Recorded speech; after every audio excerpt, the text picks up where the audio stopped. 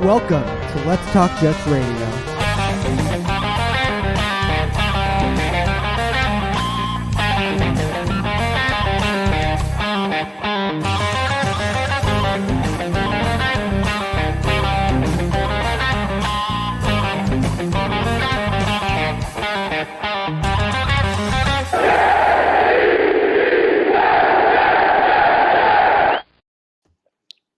That's not Mr. Primetime. Mr. Primetime. Wait, hold on. Get him out of here. We got to get this back normal.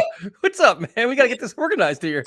What the hell's going on? Football's here, man, because the Mets and Yankees are in full collapse mode. So what's going on? What's up, man? I don't know. Now we can get Tyrone on. What's up, man? Hey, just gonna bring me on, kick me off, bring me on, kick me off. Yo, what it is, man? What's going on, man? Story of my life, man. So what's up, everybody? Hope you had an excellent holiday weekend, first and foremost. We are less than a week away from the season opener, the home opener, which is great. Primetime, are you excited, man? I'm excited. I wish the rest of the fan base was a little bit more excited. I wish that MetLife was sold out. I have no idea how it's not sold out.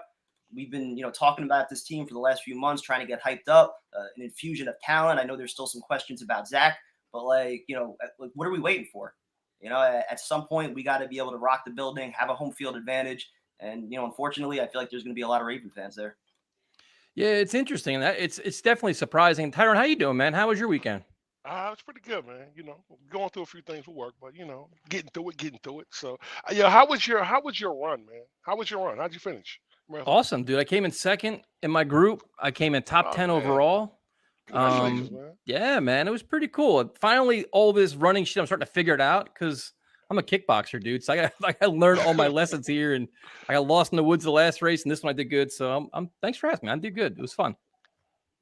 So for all of you guys that are asking, so we're getting a lot of messages about this. On Sunday, we will be in J21, but it is not an official tailgate where you come by, give us $20 and all you can eat and drink. We'd love to do that, but we're not doing that. So it's kind of like a hangout. We'll have extra beer and food. Primetime's the chef. I'll be the head of entertainment. I'll joke around with you guys and do whatever, but that's kind of where we're at, man. So you want to stop by and say hi. If you want to park next to us, that's great. But it's not. I was going to say, I'm going to try to do my best to feed as many people as possible. Just try to give me a heads up if you're actually planning to come. Just let me know. That way I have somewhat of a head count on how many people might be there. I'll have burgers. I'll have dogs. I'll have some sausages. And I'll have some steaks and some other stuff for the OGs that are going to be there. So yeah, and we'll have extra booze and stuff. But, just want to park in the area, come by, we'll hang out. Just a big we'll do beer pong and stuff, but nothing official. Where's a DJ and bands and all this other craziness? And Tyrone, are you going to be on the mic if you need? Is Tyrone going to be in attendance? I don't exactly know as of yet. I'm bidding a new contract, so I'll find out this week if I got it. If I do, I have to start it Monday. I'm trying to push it back to Tuesday, but it's going to be the first. Games at 1 o'clock on Sunday. I know, but I'm gonna have to drive back and then be prepared to go to work that Monday. So we'll see how things go. I haven't got the call back yet. It should be by Friday. I've already booked my hotel. Gang situation is good. Got the vehicles gassed up, so I'm kind of fly by night. We're gonna see how it goes. For Sean, it was 48 minutes and 40 seconds for 10K, so it was about 8-minute miles. I lost about 30 seconds. I started back in the pack, so it was pretty cool. That's really good. You came in second place, though, Tyson, and that's really good, bro. That's bro. I tried, that's a lot, man. Bro. That's a lot, bro. But you know what the thing is, though? It's I'm not a professional. These people come in the nice fancy glasses, the fancy shorts. Bro, I come up with a cutoff shirt, regular stuff. I box and kickbox. I don't run full time all week long. So the guy that the top 10, dude, these guys are they're they 5'5", 135 pounds ripped. I'm 180 pounds. I'm it's just a different drinking the night before, smelling like no, shots. I was good, dude. I dropped weight and stuff, but it's it's tough, dude. That this, I'm learning the sports, and I know I got to train a lot more if I want to get into that top 5 shit. And I think to be honest, I'm gonna probably try a triathlon. My next thing, I'm gonna start doing biking and swimming too. So that's a lot, bro. What's going on with you, man? This is thank you so much, man. We definitely appreciate that. Man, appreciate that, bro. Dude, email us. We'll mail you some stuff, dude. TalkJetsRadio@gmail.com. We got to mail you stuff. We got come by the tailgate. I'll cook you a steak or something. He said he's coming by. Oh, there we go. So we got you, man. Whatever you want is on us. Food, drink, whatever you want. We definitely got you. So what we're gonna do is we're gonna do a lot of the previewing of the season first instead the true Jets, Jets Ravens breakdown. But the most interesting is Primetime. You did a really good thing on power rankings, and you're seeing all these power rankings and there is a perception across a lot of people all throughout the NFL. The Jets are like a bottom team, or you see them at rank 31, 29, 31. Like the perception is like the Jets are still a very bad team, or just they don't have enough to compete and win 7 or 8 games. I think it's partially the stigma over the past 10 years. I think the Jets have a lot to prove still. I think a lot of people are just kind of in wait and see mode. But I think some of the rankings that I've seen, where the Jets are 31, 29, I'm like, that's ridiculous. The improvements that Joe Douglas has made to this roster, especially the draft this year. I know these guys still have to go out there and actually prove it. But I mean, so far, what we've seen in training camp, these guys look legit in terms of Sauce, in terms of Breece Hall, Garrett Wilson. I think these guys are going to come in right away, improve the team, add some explosive, dynamic playmakers that we've been desperately missing for so long. So, yeah, I think the roster is better. I think the rankings are more just because the questions are still at head coach and quarterback, and those are the two most important things you need. Yeah, and then, Tyron, we'll start with you. It's like we'll go piece by piece here. It's like looking at the offense, the Jets they were continuing to add pieces, but you look at the offseason, you look at what they've added. They've added tight ends that we never had. You added another explosive running back, another good receiver. You added Lake and Tomlinson, Dwayne Brown, which is, not Mekhi Becton, but still a serviceable player. Like, what are fair expectations for this offense this year? I mean, I think fair expectations is 18 to 20, 25, somewhere in that ballpark range. I think that this team has improved. I think it still relies on the young quarterback. I think our offensive coordinator has done a great job last year. So I think it depends on that. But to see some of these rankings and see what they have aside is kind of crazy to me.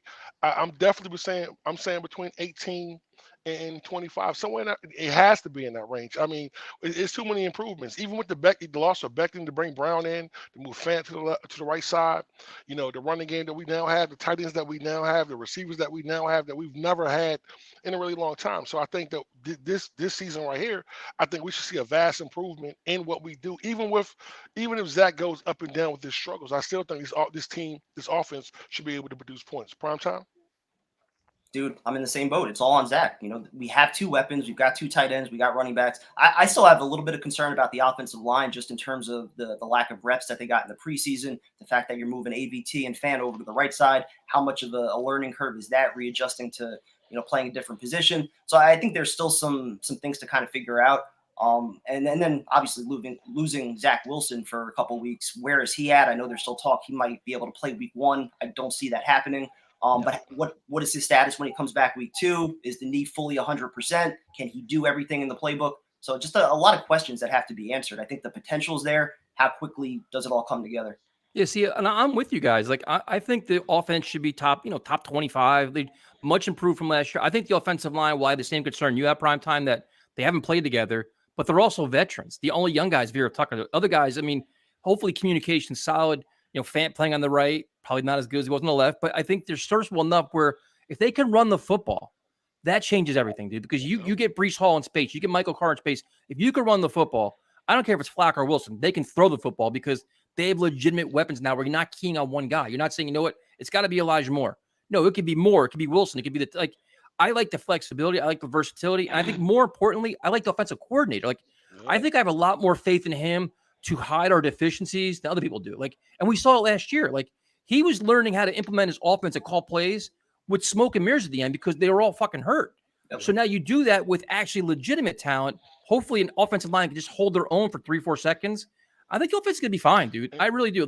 And they're going to learn trial by fire because you got the Ravens, you got the Browns. They're going to come after you. Yep. And Tyson, I want to add something else in too. Also, the one thing I like about what LaFleur does is his scheme isn't necessarily have to have to a certain guy. You know what I'm saying? Nope. So like Joe Flacco said it himself. He said this offense is not necessarily whatever defense you run. It's going to be a guy open somewhere. Yep. And I like that. I think that helps the young quarterback. I think he kind of made it a lot more simpler this year. Okay, so if this is there, this isn't there, boom, that guy's going to be there. So I think it's going to be a vast improvement in what we had last year. Take advantage of mismatches. You have size in Conklin, you have speed in your running backs, you have speed in your receivers. For a lot of times, we would have guys, and prime time, we would do game previews take advantage of this mismatch, and they would never do it. Yeah. I think LaFleur this year, you're going to see that. So I think it's a strength. I have a lot of confidence in offense, to be honest with you. I think they're going to be better than people think.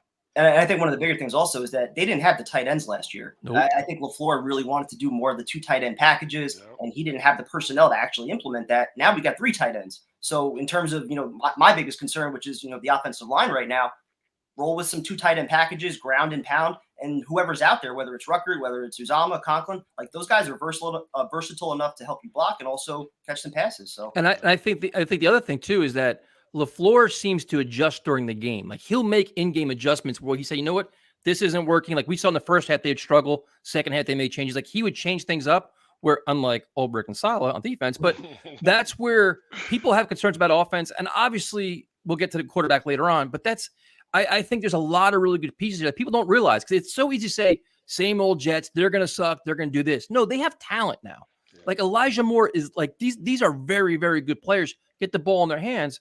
And then you go to the defensive side of the ball, which was historically bad last year. They were awful on every aspect of it. And now, Tyrone, we'll start with you. Like, what are your expectations when they add Whitehead?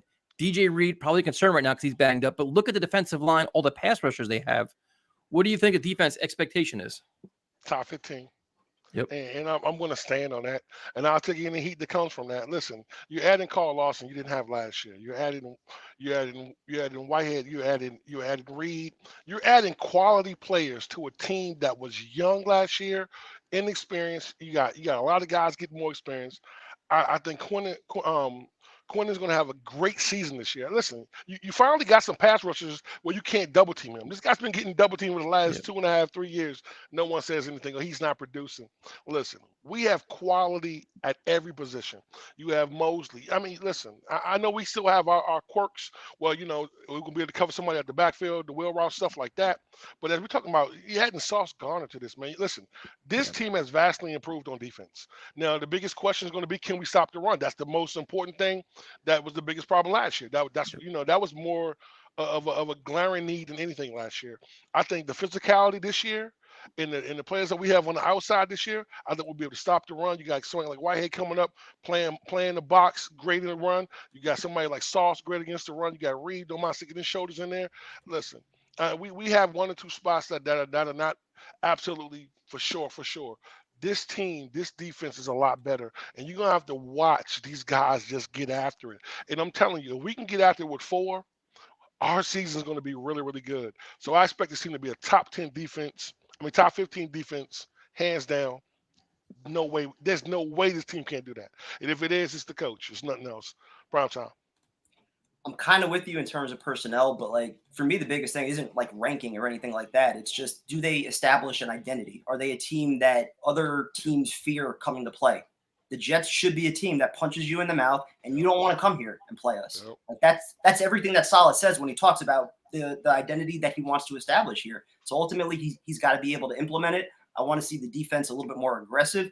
I want to see some blitzes. If they give up some big plays, I'm fine with it. I can't watch 17 games of soft coverage and prevent defense and shit like that. Like, get after the quarterback, be aggressive, throw some exotic blitzes in there, hit some people. Like, they can't play this soft shit that they did last year. Well, play like they played against the Giants, dude, where they were just flying around everywhere, passion, big hits, a lot of tenacity, a lot of intensity.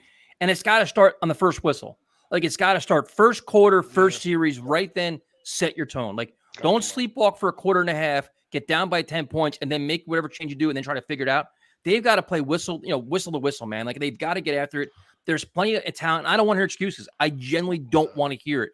You got Quentin Williams. You got Frank Myers. You got the middle. You got the outside. And the corners, like, just say DJ Reed. Just say he's banged up, whatever. You still got Sauce. You still got Bryce Hall. You got Eccles. A pass rush can hide anything, man. Yeah. It can. A scheme can hide anything. We saw it with Rex. Schemes can hide anything. Like, Saleh's had an entire offseason to self-scout his shit.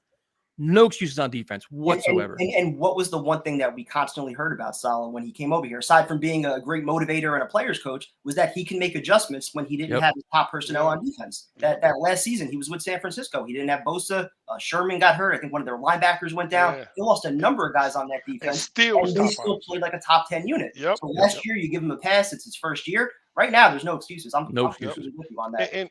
And something else I want to add on too. Listen, man, the one thing that we haven't had in a long time is pass rushers, and we have 4 good pass rushers on this team.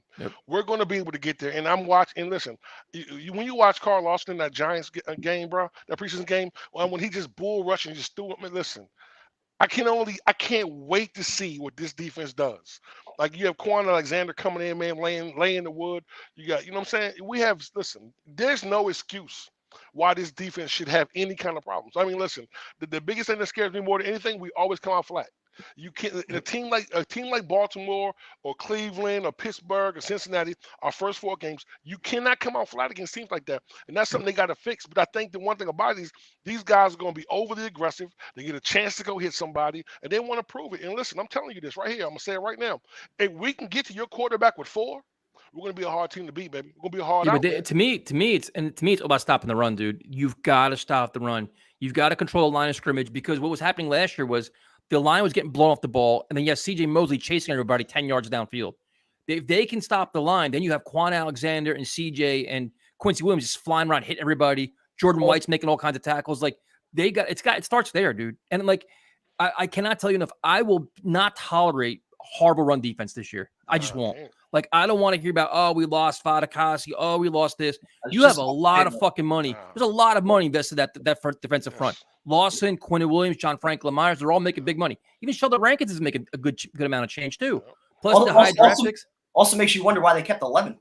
Yeah. You're paying the top guys so much, you expect they're going to be on the field for like 90%, so you don't really need 10, 11 guys. But So you figure we all kind of agree that the offense should be improved, which was, it was started to improve last year, but improved. The defense should be improved.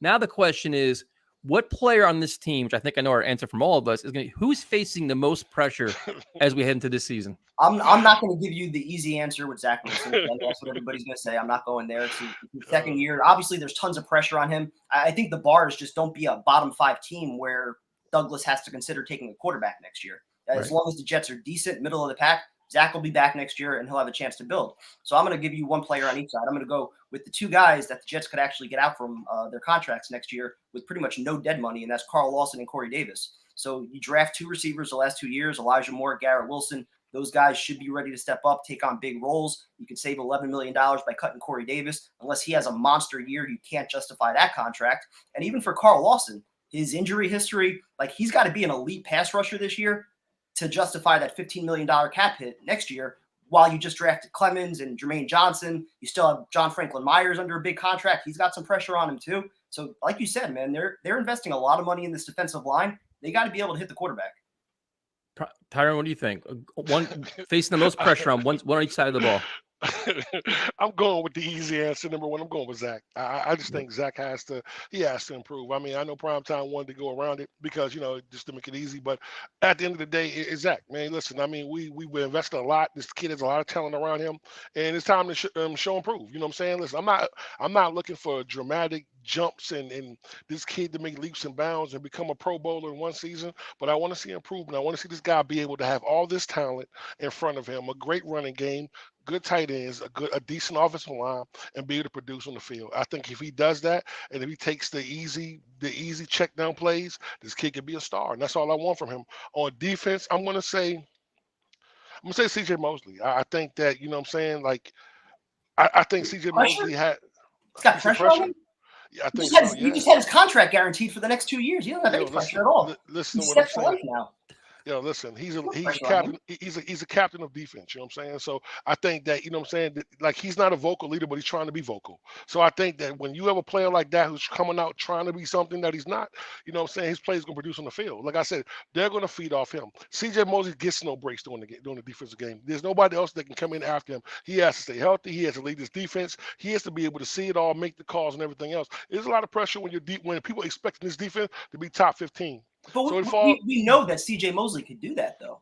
I don't think anybody's expecting C.J. Mosley to have a down year, especially after the Jets just felt confident enough to guarantee him $20 million next year. That wasn't the Douglas guy. I disagree with Tyrone. See, well, first of all, Tyrone, I agree with you with Zach Wilson. I think there's a tremendous amount of pressure on him, and it's going to be starting right now. There's already fans now saying he better start week 1 or he's not the guy. I don't want him to start. I don't want to play, but I'm saying when he comes back. Right now, the expectation for everybody is like, you're going to have a little wiggle room to be like, you know what, get rid of the rust. After that, we want to see you play good football. We don't want to see 6 weeks of shit and then figure it out. Like, you want to see good football from the start. What that means, just manage the game, run the offense, stay within the offense. There's a tremendous amount of pressure. And because right now, the media is already angling like, well, if this season isn't his, you got to think quarterback in year 3. They're already circling for their negative bullshit articles. And half the fan base is buying into that, where the portion of the fan base that didn't like him to begin with is already circling their wagons, like, you know what, he better do this by week 8, or we want to see Strevler or some shit. Like the Strebler phenomenon is actually making things harder for Zach at this point. But on defense, on defense, for me, it's Quinnen Williams. Quinnen Williams is going into a contract year, bro. Like we talked about, you better stop the run. Guess who's a big part of that? Him. Like he wants that $25 million year contract. You want to get this new big fat extension? Starts this year, dude. Like I mean, be honest. If the run defense sucks, who's the first guy we're going to blame? Him or John Franklin Myers, or then it goes to CJ. Like I think he's got a huge task ahead of him, which I think hopefully he does it. Now, here's a good question for you. We'll start with you, Tyrone. What rookie is facing the most pressure this year? I'm gonna have to say Sauce, man. Listen, when you say your name is Sauce Garner, you coming out there talking about you that guy, you're gonna turn up and turn out, baby. Listen, you can talk it, but this market you in, they're gonna make sure you live it. I think the kid will answer the bell.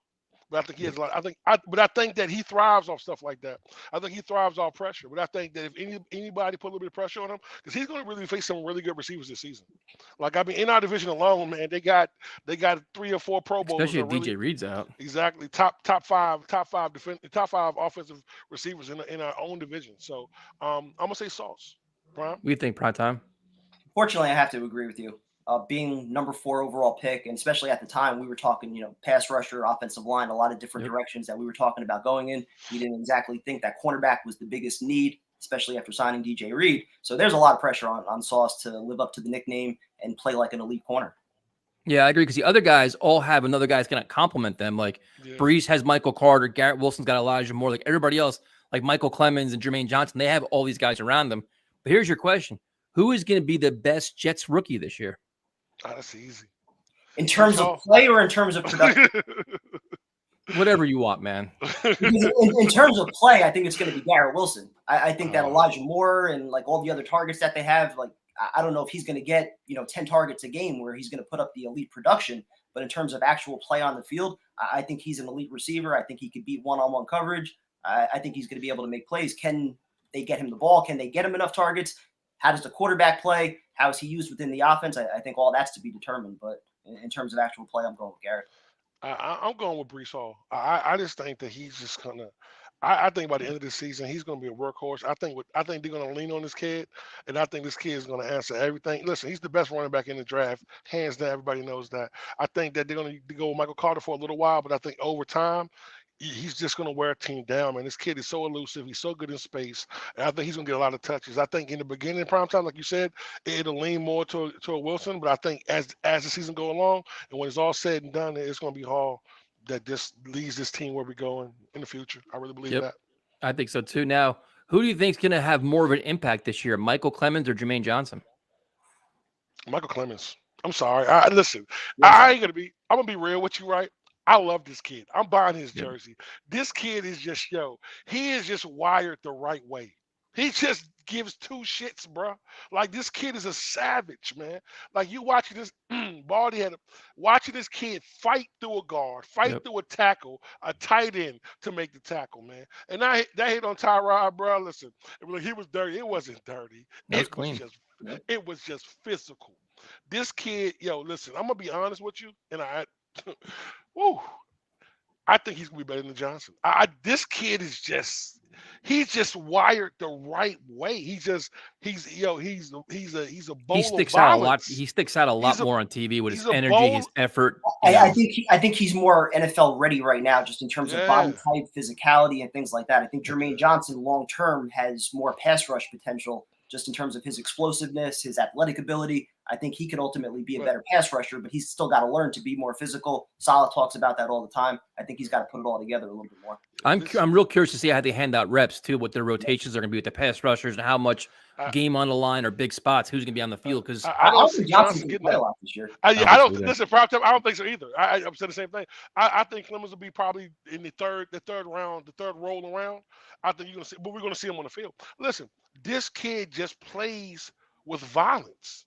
What did our coach always say? We want to play. This kid plays with violence. But the thing, Tyrone, the thing is, I agree with you. I agree with everything you're saying. But will they give him the opportunities in the game, or will they say, you know what, that was your chance in the preseason, but we're going to feature Carl Lawson, Bryce Huff, Jacob Martin.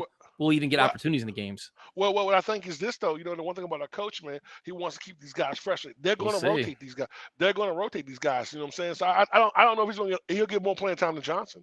I don't think we'll see. I don't even think Johnson will dress Sunday. I wouldn't be surprised if he didn't dress. Oof, that'd be I interesting. I I have a funny feeling you're right. To be honest with you, I have a real I, funny I feeling. don't think Joe Douglas is going to allow that to happen. Well, that's a whole nother What? story. But if you have these guys active and they don't play them, it's kind of weird too. But then so They the next just thing, took away his first draft class, and now you're going to take one of his first round picks and not dress him. Listen, if the kid behind him is better prime time, listen, I mean, at the end of the day, I think Jody realizes one thing. Listen, they got a lot of money spent. You know what I'm saying? They got a lot invested in what they have right now, and they got to produce. Like, listen, you can't go out a team like Baltimore. You need a guy like that on the field. This kid does not quit. This kid is fast. He runs. He'll run. You know what I'm saying? You're going against a team like where the quarterback is mobile. So I think he'll play more than Johnson, and I'll be surprised if Johnson dressed. I will be. yeah, I mean it's gonna be fascinating to see how they handle it. So now next one is who is gonna be the best player on offense this year? I'm going to go Elijah Moore, just based on what a lot of the scouts are talking about, him being versatile, inside, outside, can play the slot, can play outside. He's done both throughout his career, college, NFL. Runs great routes, can catch everything within range. I mean, the guy's just a friggin' beast. Yards after the catch, can do it all. I think as long as the quarterback plays somewhat decent, Moore is clearly their best talent. Yeah, I'm going to agree with prime time, but I'm just going to throw something else in there. I'm going to say Zach Wilson, but I'm definitely going to say Elijah Moore. I definitely believe Elijah is, he's that different kind of player. But I think Zach, I think it's Zach time, man. I think it's just time for Zach to step up, and I think Zach's going to step up. I mean, he's going to have his growing pains, but I think Zach is the leader of this team. He wants to be the leader of this team, and he has a talent. It's just putting it together. So I want to say at the end of the day, I think it's going to be Zach. I think it's gonna be Lake and Tomlinson. I think it's and my number 2 is going to be Vera Tucker. I think our guards are going to I do. I think think he's going to be better than Tomlinson. Yeah. I think they're set up for the guards. I think they're going to dominate, man. Like we haven't seen in a long time, and I'm excited about that. So on defense, he think be the best player on defense. I think it's still CJ Mosley. I mean, he was putting that team on his back last year, sideline to sideline, had very little help. Now, if you actually had a pass rush in there, you got some guys in the secondary that can cover. I think he's going to be even better. If he stays healthy, Mr. Carl Lawson, I just think that he wants to show everybody who he is and that he hasn't lost a step. And for what I've seen, this kid is just a freak of nature, man. I think he's just going to and the thing about him, it wasn't about the sacks that he had. It was the pressures and the stuff that he has, that he affects other aspects of the game. So you have someone like him on that side coming off the edge, and you know that he's going to get there. It's going to be good, man. So I'm going to say Lawson. And see, I was going to say Lawson, but I don't think he's going to play a lot early. I think they're going to kind of contain his reps and kind of, break him in slowly. So I'm going to say Quinnen Williams. I'm going to go Quinnen. Like, I think this is his make or break here. I think he's just come out and I think having John Franklin Myers next to him and an outside pass rush is going to create such an opportunity for him where he's going to absolutely flourish, dude. I think it's going to be, I'm hoping. I mean, I'm sure you're going to cut this prime time in 6 weeks from now and I want him to be traded. that's where I'm going. So September 6th, 2022, primetime. Who's going to be the team MVP this year? Ooh, that's a tough question. Team MVP. Could it be Mosley again? Jesus Christ, you must have buy his jersey at this point. Trying to think. I mean, it's hard to pick somebody on offense because, like I said before, I mean, I feel like the ball is going to get spread around. I don't think you're going to have like one receiver that's 90 catches, 1,500 yards. You got your 2 tight ends, you got your backs. I'm going to stick with CJ Mosley again. I'm going to give it to him back to back. What do you think, Tyrone? I'm going to say Zach, man. I'm just, just going to make. Look at you. Let's hope. I'm just listen. I mean, listen, and I think Zach's going to miss 3 games. I think he's still going to be the team MVP. I think he's going to listen. I mean, they wouldn't invest. They invested a lot into this, and listen. And the one thing I want to say is it's about time this team start moving in that direction. So they fixed a lot of areas this team wants and needs and things we haven't had before. And I think that I think the young kid, if he stays healthy this season, is going to have a decent season. And at the end of the day, he's going to be the MVP. Listen, this team only goes as far as he takes us. So you know what I'm saying? That's what I want to agree with. So can we get a Caller Steve interview on Sunday? I think we can arrange it. That's happening. We can happen. After he eats half the prime time's food and drinks my beer, then we interview him to make him earn his keep. So now the most important question, team record, prime time. What is the record going to be this year? We're going to do that now? Yes, sir. You're really gonna make me do that now? Yes, sir. All right. Oh, Well, I know you hate the loser mentality of blaming the schedule, but I think just the reality is those first 9 games before the bye week, the Jets are probably going to be underdogs in every single one of those games. So, best case scenario, what? Maybe you win 3 or 4. I don't know if that's going to happen. I feel like the offensive line still needs some work. I don't know where Zach's going to be when he first comes back. So I'm terrified as far as the first half of the schedule, the teams that they're playing, the offensive line coming together, where Zach is, like all of these moving parts. And the part that bothers me also is that looking at the second half, the schedule gets much easier. So if you do see that improvement, do you start to question things as far as the Adam Gase year where they went 6-2 in the second half, they beat up on nobodies, but it ultimately didn't mean anything. So unfortunately, I feel like there's just way too much talent in the AFC. The Jets are getting there. They're accumulating talent, but they're not there yet. I think they're going to start to improve towards the second half. I just won't know what it means. I'm going to unfortunately go with a 6-win season for the Jets. Interesting. Tyrone, your thoughts? Well, prime time, I agree with a lot of what you said. I think the beginning of the schedule is very difficult. I think it's going to be a lot of problems. I think we're playing a really good football team this whole season. I think towards the end it gets easier, and that's going to be what we measure this team on. But I actually think that I'm looking a little different. I think that it's a new era. It's a new wave going on, and I think the Jets are going to surprise some teams. So what I'm actually looking for is 10 wins this year. With the first tough 9 games, I'm thinking the Jets going to be, what I'm saying, What's their record after the first 9? 4-5, 5-4, something like that. See, the thing about the schedule is I don't give a shit about the schedule. Like the NFL is a week by week league. A game that we think is tough now, 3 weeks not going to be a nothing game because somebody could be the hurt. quarterback Yeah, get knocked exactly. out, or we can get a hot hand in our quarterback that can beat other teams. So I'm not buying the schedule bullshit. I can give a rat's ass about that. I'm going 8 wins, man. And anything less than 7 wins, I'm pissed because they have talent, and I'm tired of excuses. Like every other team can rebuild and within 2 years bounce back and go that. And now we've apportioned this fan base that's just willing to say, you know what? One more year, we win 5 games this year, and then next year we do it. How many years are you going to win 4 or 5 games and keep justifying and accepting it? Make this team play better. Demand they play better. Coach them up. Like Salah's got a lot of pressure this year, dude. Like he does. Like they have better talent. Like for example, on Sunday, they can't come out flat. You've got to come out firing on all cylinders. Yes, you have new pieces, but you know what? So does the rest of the NFL. Like every team's got new players. Every team's lost players. Like give your best effort week in and week out, and be competitive, and find ways to win games. So I'm telling you, dude, they lose less than 7 games this year. It's bullshit. It is. Even setting the bar at 7 wins, though, like I said, I know it's 7-10. It's 7-10 is not a good record. No, it's not, and that's what I'm saying. Though, like even setting the bar there, like kind of bothers me. Like I feel like the expectations should be a little bit higher for this team as far as what they're talking about within that building. They expect to be a playoff team. I know every team, in training camp, like that's the goal, go to a Super Bowl, win games. But like, at a certain point, like you said, we've got to raise the bar and expect to win games. Absolutely. Competing is nice. I understand teams are better than us. I still think it's more about how the team actually plays. Like, are they legitimately competitive against better teams, or are they getting blown out for 3 quarters? Well, see, to me, it's garbage time touchdowns to make it look good. Right. To me, it's 7 wins because you have a second-year quarterback who's going to be at some point inconsistent and erratic. That's what it is. He's not going to be high flying. So I'm saying 7 wins with him, the ebbs and flows of Zach Wilson. If he plays good and solid all year long, this should be a 9-win team. Like they should, because there's just enough talent on both sides of the ball. So my win-loss thing is more on the quarterback than anything else. But even him playing mediocre, they should still find ways to win games. They should. Sanchez is mediocre as a rookie. They won 9 games. Exactly. No, I mean, and listen, I take a little deeper than that, man. Listen, at the end of the day, man, it's too much talent on this team not to win, or not to have expectations to win.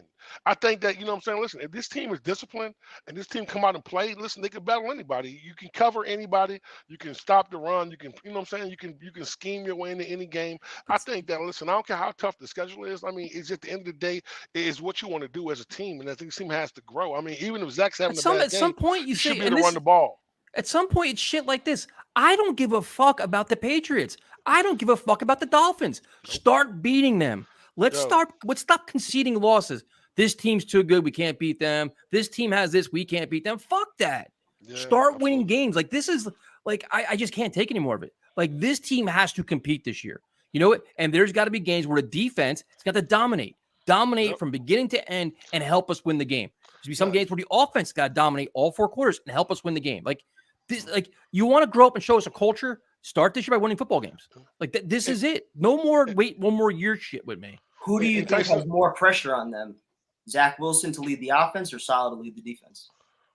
Zach with the offense, because because if he struggles, dude, they'll bring in everybody's. We could play Flacco, we could do this. Like they're gonna want to pull the hook on him really quickly. So especially you saw last year, dude.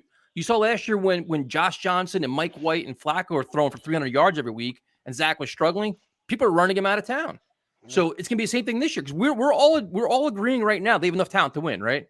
So if they come out and like what Adam shines, they're gonna go fucking 0-7. If they go out, if they come out 0-3, 0-9. But so I'm saying if they go 0-3, the first thing that we're gonna be talking about here is play Mike White, play Joe Flacco, shit like that. The defense, it's like that's Saleh can blame Ulbrich can blame whoever. Like that, they can do the whole blame game over there. Offensively blamed on the quarterback. It's just front and center, man. At some point, they got to figure it out. Though, listen, I'm tired of excuses. And listen, I mean, for the first time in a long time, I think we're a talented team. And I think the biggest thing with Zach is he has to take the easy plays. Listen. You don't got to throw 100 mile an hour fastball on a two-step slant. He has to do it though. But he has to do it. But they got to establish the run. They got to avoid stupid penalties. They got to manage the game better. They, as a team, they all have to do a lot better. And the funny thing is, like, 7 wins is not a lot. Like, I'm not saying you got to make the playoffs. My bar is a losing season, right? Like 7-10. And I'm like, you know what? That's progress. But you've got to show. You got to show us that progress, though. Imagine being a Baltimore Raven fan going into the season saying, "Yeah, let's win 7 games this year." Yeah. Like, no, exactly. There's no Baltimore fan believing that. The expectation is that they're going to the playoffs every year. Absolutely. Yep. And like I said, listen, we have a lot of talent on paper. It's time for all of this 60%, all gas, no break. It's time for the shit to show up. Bro, I'm telling you right now, Tyrone, I will guarantee you this. If this team comes out flattered and fuck on Sunday after all gas, no break, and all this, I'm going to lose my mind. Because this is your home opener, season opener, after all this newness, your new culture, new mindset. They got to come flying out also. You have to. This is how you set your tone for the season. This is it. This is a game you're a 7-point underdog. Everybody's discounting you. They think you're still one of the worst teams of football. Start proving people wrong. Establish your identity. Don't get pushed around. Don't lay down. Don't get blown out. Compete. Like, give it, like, you know what I mean? Like, how many times prime time we go on a home opener or a season opener? The fucking last year at the Patriots. Like, you sit down, you're 10 minutes in, you're like, well, I know what this game's going to be. We're getting our asses kicked. Right? Like, that should not happen on Sunday. That should not happen for the majority of the games this year. Like, the majority of the games this year, that first whistle, that first kickoff, you should see the best version of Jets coming out week in and week out. You should. And anything less than that is unacceptable. So if you're competing every week, then we say, no, we're buying into your program. If you're not, whether it's the quarterback, defense, whatever else, it's a problem, dude. It is. It should be. And Baltimore's offensive line got problems. There's no way these guys shouldn't get out there. Like Lamar Jackson is, listen, Baltimore's a good team and it's a good test. That's why I'm kind of glad we got Baltimore, because this is going to test a lot, bro, because they're going to hit you in the mouth. They don't care about none of that shit. They don't care about who we brought in this all. Exactly. They don't care who we brought in this all season. They don't care about what Zach is doing, who his receivers are. They're coming to play. And they're going to show up from opening snap. They got a great field goal kicker, bro. Listen, they're coming to play, bro. So you have to match that intensity. There's no other way around it. And I want to see that from day one. I don't care how many wins we get this season, but I need to see improvement. Oh, I know, I do. Hold on, I can't say that. No. You don't care how many wins we get. So if they compete and they only win 3 games, you're gonna be happy with that? Now, I'm not going to be happy with anything under 10, but I'm just saying that if we're coming out here trying to win, I want to win. Like, I'm tired. Listen, I'm tired of watching this team lose, bro. It gets very difficult over time. And I think at some point, man, listen. I think we're all tired of losing, but like, what's realistic this season? That's the I question. mean, but I mean, realistically, to be realistic, I'm gonna be honest with you. It's gonna be probably 8 wins. Is realistic.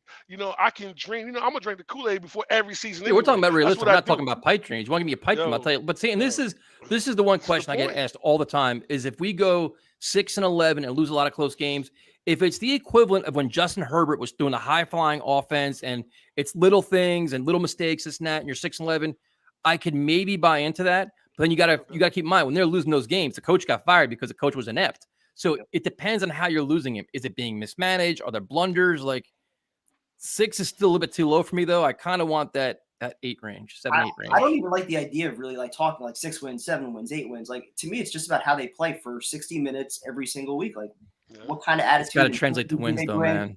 Can Salah actually make adjustments? Is Zach Wilson getting better week after week, or does he go backwards? Like all of those things matter. If they're actually competing against better teams, that's a good thing. But then you look at the schedule of the second half. Are we really going to get a look at that? If the Seahawks live up to what they're supposed to be, the Lions are struggling, the Bears are struggling, and Jaguars are in there too. Like, if the Jets win those games, but they get blown out in the first half of the year, that's my biggest concern, that we're going to end the season and still really not know where we are.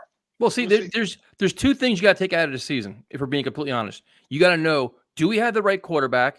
He is the right guy that just needs more season to become a really good quarterback? And do we have the right head coach? Because Salah hasn't proved shit yet. Nope. This is Zach Wilson had a redshirt year. Salah had a redshirt year. This year, you both got to show us something. I don't give a fuck about your T-shirt. I care about wins and losses, how you play on the field. So he's got to show us a lot too. Roster management, holding players accountable, making adjustments, handling adversity. Like he's got a lot to prove here, man. Especially with the talent we're all talking about. Well, my biggest thing is this. I want to see how this team does in the fourth quarter too.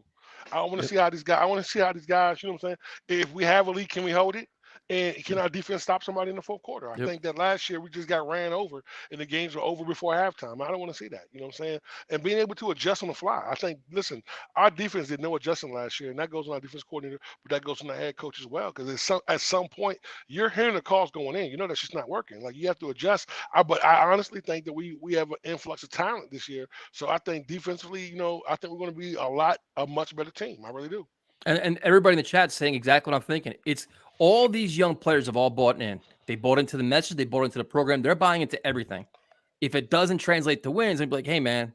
It's going to quickly change. It's going to change. And this is a big year for Garrett Wilson, like those guys have personalities. They're competitors. They want to win. They want opportunities. Garrett Wilson's going to want targets. Like these guys aren't going to take the bullshit that's been happening the last few years. Yeah. So, and that's, it's going to be interesting. And so I'm not now. Somehow I have a feeling that's going to be a shirt. Like the process. Dude, I'm already on that, man. Somehow a shirt is coming out of that. Dude, if this season goes to shit, I'll be making all kinds of shirts. But 60% of losing, baby. That's all you need. 60% of losing. To clarify quickly, I'm not saying Salah's on the hot seat by no means. I think him and Douglas are both coming back next year, but there is a level of pressure on him to succeed now. He's got to start giving us results other than cool phrases that we can mock for another 20 weeks. Well, let me ask you guys a question. Chrissy asked earlier, if we were 6-11, we were in every game. You know what I'm saying? We were in every game. We lost. What was lost by 3 or 5 or by a touchdown or whatever in 3 or 4 games. Would you guys be okay with that? Because you're seeing growth, right? As long as Zach's playing well. Probably. Again, it's on the quarterback, dude. They actually play. They can lose by 3 points and get blown out for the first 3 quarters, get some garbage time touchdowns. Like last year. Make it look good. You know what I mean? Like, how do they actually come out? How do they adjust throughout the game? How does Zach progress throughout the year? But prime time, we've seen blowouts. If we're making mistakes early in the year and then Salah's repeating them again later in the year with time management or whatever else, that's still a problem too. So, but we've seen blowouts though. We know what 3-38 looks like. You know what I'm saying? We know we're giving up 57 points. Look at the Colt game last year. I mean, that game was an ass. The game was over at halftime. It was over. Yeah. Like the yards they got in the second half were meaningless. They weren't coming back. They weren't. It was just all. It's like a meaningless half of football. But Tyson, what the coach did was they manhandled our defensive line. Y'all remember that? Yep. They manhandled them. I mean, it was awful. So that's what I want to see against. Listen, that's why I say Baltimore is the best test. Line pretty much did that to everybody last year. Yeah, but I mean, that's just what happened. They were more physical than we were. So that's what I'm looking for. So this is interesting. We'll go to calls next, but there's a lot of people that have been messaging me, tagging me, and all their shit. Jets are gonna go 0-5, 0-7. They're not. My liver can't it take seems that. like the tide is like starting to shift a little bit on Joe Douglas too. Like where the patience is starting to run out a little bit, the expectations are growing a little bit. I mean, yeah, I think at the end of the day, everybody wants to win. I mean, but Yep. listen, I mean, I'm gonna be honest with you. I think that listen. I mean, everybody's basing Baltimore to be who they were, or Pittsburgh to be who they were, or Cleveland to be who they were. Listen, Cleveland doesn't have a quarterback, so we got a chance there. Pittsburgh got an inept offensive line, and they got Trubinsky as their quarterback. I ain't sold yet. You know what I'm saying? The champs, the AFC champs from last year, are gonna be who Tomlin they are. has never finished under 500 in his career. He's going to find Absolutely. Listen. He's never finished under 500, it. and I hope he doesn't finish under 500 this year. I just hope he lose week 3. I don't give a fuck what he do after that. See, like That's I not my don't business. even like. That's why like I don't even look at the schedule that much, man. It's just like because so No. much changes on a weekly basis, man. You like injuries, this, that. You know, it's just beat Baltimore, man. Come out and win week 1 and just set the tone for the season, man. That's the most atrocious thing. I think I was watching something on SportsCenter, man, and one of those little player hating ass former Patriots was like, "Yo, I think he picked us to lose our first 11 or 12 games." Shit was crazy. It was some odd ass. There's a lot of that out there now. Come on, man. Like, yo, like, listen. I mean, what is the first game? What is the first game where the Jets are actually going to be favored in, though? They're not gonna be favored in any. That don't mean you can't win. Maybe the Bears, Lions, like that doesn't. Listen, I mean, yeah, it's like 13, 14. But listen, prime time. Let me ask you a question. Yo, listen, my favorite quote of all times, man. I was watching this a couple days ago, Danny Thomas, when we played the Patriots. He was like, "Yo," he said, "Y'all, any man can be beat.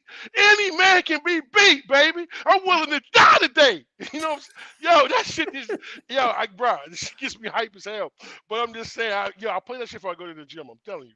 But what happens is, yo, listen, I'm telling you, like, I know we're not going to be favored, but I still don't believe like this because they said these teams are going to win. They're going to win. Yeah, like I don't care about this. Like I don't care about the point spread on Sunday. Like, I don't give a shit. The Jets are 7-point underdog. I don't care. Like now is the time to start changing mindset, trying to change the culture, try to change everything, and win football games. So Tyson, hold on, one last thing. Yeah. I'm gonna be honest with you, right? Listen. I'm not taking the Jets no more, no point spread. You know how much money? You know how many parlays they killed last year for me for picking a team? I'm not doing that shit no more. I'm not doing it. So I'm good. I'm just gonna keep talking my shit. All right, we're gonna go to Bubs. What's up, man? How's it going? What's up, How you doing, man? Not bad, not bad. Thanks for having me on. So let's ask some questions here. Who do you think? Yep. What rookie will be the best this year for the Jets? I think Sauce or Brees. You got to give one. Why? I'll go Sauce. And why? I know it's only preseason, but I mean, just nobody was even targeting him. I mean, he wasn't even getting looked at. I think he's going to be one of those guys where he's not going to blow up the stat sheet in terms of interceptions because I just think there's going to be a lot of times where quarterbacks don't even look his way. He's got that energy. He's got the swag, you know. He's just out. I think, fourth overall pick brings a lot. My only concern with him is maybe like at least early on being a little bit too physical, getting caught with some penalties and things like that. To learn. I think teams will challenge him too early on. I think so too. I think they're definitely going to go at him. Why would they? Listen. I mean, listen. The one thing we got to look at, listen, the kid's talented, but prime time, you made a valid point. He's a little handsy. Yep. He's a little handsy. So they made the emphasis of calling that this season. So and how is he gonna feel when he gets beat? Listen, this is not college, bro. You're gonna give up a touchdown or two, bro. I'm telling you, you're gonna get the best due. So yeah, and it's also for him. It's gonna be learning too. There's gonna be learning curves too. I mean, if he gets beat, he's gonna have to have a penalty. I mean, he's gonna go up against Diggs twice. He's gonna have to go up against Hill, all those guys. So it's gonna be. And that's another thing too. Like I think if he does well against those guys, the media is just going to continue to hype him up. Like if he does very well up against a Diggs or a Tyreek Hill, like the media is just going to hype him up. Now, if he do though, Brian, he deserves that. Don't be wanted. If he holds down Diggs to 3 catches, and he holds Tyreek Hill to 3 catches, bro, I'm buying the sauce. Yeah. I ain't even joking, bro. I'm walking around like. Let me ask you this though: do you think it's better to maybe put him on number 2s where he can play like 1-on-1, and then you could have DJ Reed with safety help on whoever your number 1 is? Yeah, I mean, I think it's possible. I mean, I don't think that's a bad idea. I mean, the first couple weeks of the season, I mean, he's going to have week 1 will probably be Bateman from Baltimore, which isn't anything crazy. Week 2 is obviously Cleveland. I mean, you got Cooper there, but I mean, Brissett's just not good. So, I mean, he's going to have he's gonna have that challenge. And then, when you hit week 3 against Cincinnati, you're gonna have Chase and all those guys. So then you really kind of get into it. And also, I could be wrong. I mean, we were only there for like 5 practices, but I don't remember the Jets really moving him around where he would follow a receiver. It seemed like he just stayed on one side of the field. Mm-hmm. So if you're an offensive coordinator and you want to get your top wideout away from him, just move him to the other side. Yeah. I mean, I think – yeah, you can go ahead. No, go ahead, Bob. Go ahead. What you saying? I got you. Yeah, I mean, I think, if Reed's out the first week or two, I mean, he's going to obviously have to kind of take over a little bit of a bigger role too. But, I mean, then even week 4, like Deontay Johnson, Chase Claypool, I guess those 2 guys. I mean, he's got some – I mean, I know he's only a rookie, but he's got some favorable matchups. It's not like he's got to go up against Diggs, Jamar Chase, Tyreek Hill first 3 weeks. He's got some matchups to start. Then, obviously, you could go into Buffalo and guys like that. But, yeah, I think I'm expecting a big year from Sauce. So who do you think is gonna have more sacks, Jermaine Johnson or Michael Clemens? I'm kind of with you guys. I loved what I saw out of Clemens. I think Clemens, like, he's just fast. He's exciting. He's long. Like, every time in preseason, you always saw him chasing somebody. Like, he was always involved. Like, you don't always see that out of guys off the defensive line. Like, every play, there was the one game, I think it was against Falcons. He was just chasing. I don't know if it was the third string quarterback. He was just chasing him out of bounds. Like, and Jermaine Johnson, I think, is taking, in a way, a little bit longer to kind of learn. He's kind of, which is fine. That's normal. Yeah. Yeah. And I think Clemens might be catching on a little bit quicker. So I think Clemens more sacks. All right. So then Johnson. 3 more questions. Best player on offense, best player on defense, and team record. Okay. So my best player on offense, I actually saw in the chat, and I also agree with this. I think Conklin has a chance to have a big impact too, because he had a very good preseason, and we haven't had a tight end forever. And I think, for a young quarterback like Wilson, he's going to rely on him a lot. He's a red zone threat. I like Conklin a lot. And then best player on defense? Yes, sir. I agree with I think Tyrone said this. I think Carl Lawson's going to have a big year on defense. I think he's more motivated than ever with the coming off the torn Achilles. I think, primetime, you kind of mentioned he's got some pressure. So, coming to this year, have a big year. He's had such a good training camp. He continues to just stack up good days. I'm looking forward to seeing him. So, Carl Lawson as the best on defense. And the most important question is team record. I have him at 8 wins, 8 and 9. There you go. So, See that this was easy, man. Thanks for calling. You going to the game on Sunday? What was that? You going to the game? No, I don't think so. I'm just going to be watching it from home. I'm hoping to go to a couple games this year. I kind of want to go to the Cincinnati game with Mangold, but I might. But as of right now, I think I'm staying back. I've got an extra ticket for a lot of games, so hit me up. Okay, sounds good. Thank you. Have a good night, man.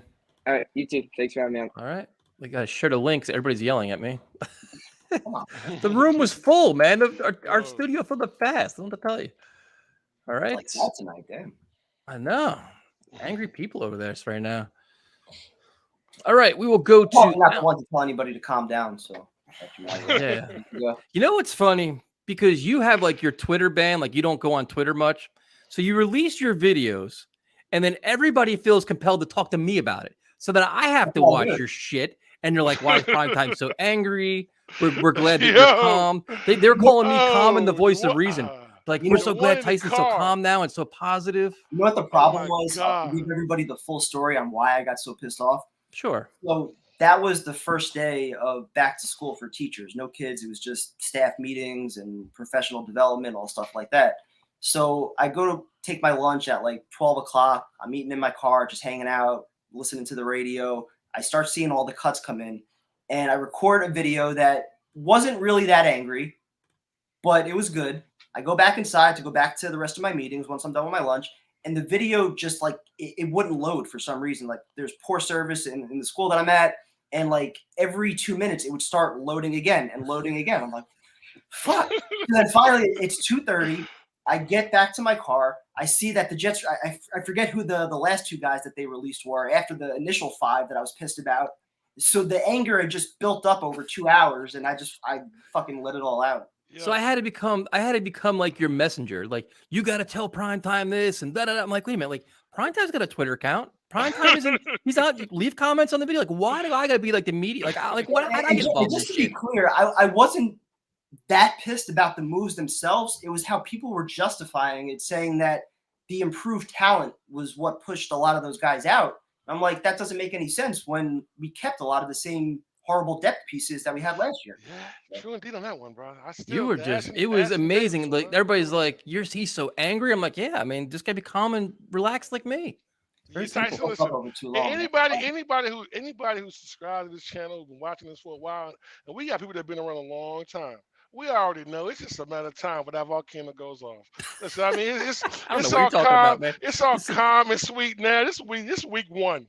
By week 4, let's be 0-4 and Zach threw 10 interceptions, bro. Please. Shit, look, dude, it could be week. They get blown out on Sunday. You watch this channel. I'll be off the rails Sunday night and Monday, for Christ's sakes. Plus, We're gonna go to Alan. Alan, what's up, man? Hey guys, what's going on? Again, I'm down here in North Carolina, driving around, seeing everybody in Baker Mayfield jerseys. It's pretty funny down here. I actually have a ticket to go. I actually might go to the Carolina game, even though I want to watch the Jet game. Definitely. So the question I have is, did they literally take like Sam Darnold's captain patch away and just give it to Baker Mayfield? Pretty much. They love him down here. Oh my Do they God. really? They absolutely love him down here. And I'll tell you one thing, as much as I love Sauce, Akonwu is going to be an absolute stud. They love him already down here as a left tackle, but Baker Mayfield is God down here right now. And I have a feeling he has a chance to be pretty good. As far as the Jets are concerned, the one player that you didn't mention, I think, has a huge role this year is Dwayne Brown, because that left tackle position is imperative, especially if they start with Flacco week 1 with a lack of mobility. He is so important against that pass rush from the outside. And Tyson, as you mentioned it, Quinnen Williams is so important for this team this year. Especially week 1 going against a rookie center in Linderbaum. You want to get paid, you got to play big. And that's a huge opportunity for him. And again, the one thing that I worry about in that Raven game is their run defense. And the one thing I'm worried about this year is I don't – every time I listen to Saleh, I just see car salesmen. It's fair. But it's fair, though, right now. Every time he talks, it's just like I feel like I'm listening to Herm Edwards 2.0. And it bothers me because, again, the only coach in this staff that I really trust is their OC. I don't trust their defense. There was no adjustments last year. They got shredded in games last year. And if you look at him on the sidelines and if you look at him after games, he looked lost. Yep. And that's what worries me. And again, he could lose this team really early, especially if they start off really bad. And I'm hoping for 3-6 in the first 9. I think it's an extremely tough 9-game schedule. I'm hoping for at least 2 wins out of the first 4. I'm unsure if they'll get there, but that's what I want. I want 4-5. I'm praying for at least 3-6. Again, to me, they're a better team than the Patriots roster-wise. There's no excuse for them to lose to them. So then how many total wins do you think? I think they're a 7-10 win team. I think they'll be a 3-6 team to start. I think the second half of the year with games with the Bears and the Lions and the Jags and the Seahawks, I mean, they'll clean up.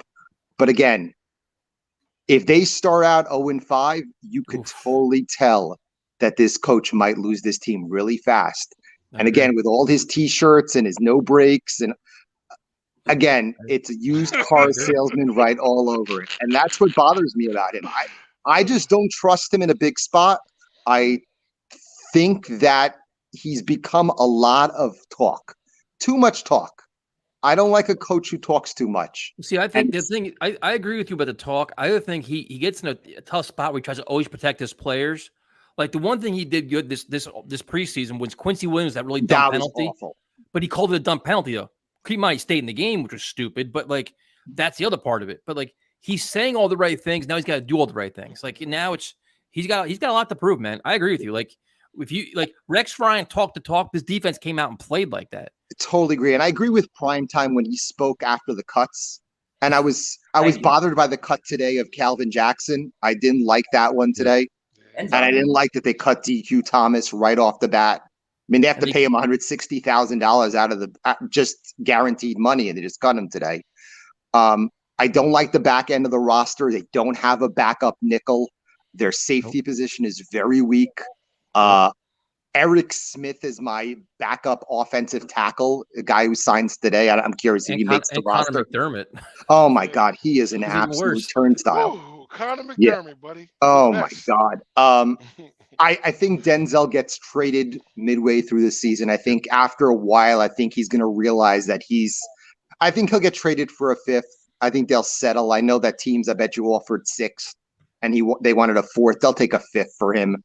The guy I'm very curious to see how they utilize is Cager.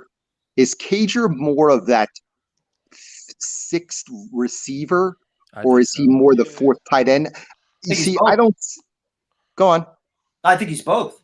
He's got the Depends on ability his- depends on his to pass blocking, out if they though. need him, but It's interesting because I think he's a matchup nightmare. Nightmare, But absolutely mismatch all over the field. I think you're not playing him over Uzama and Conklin and Rucker, who just but you can use him. You can use him in the back.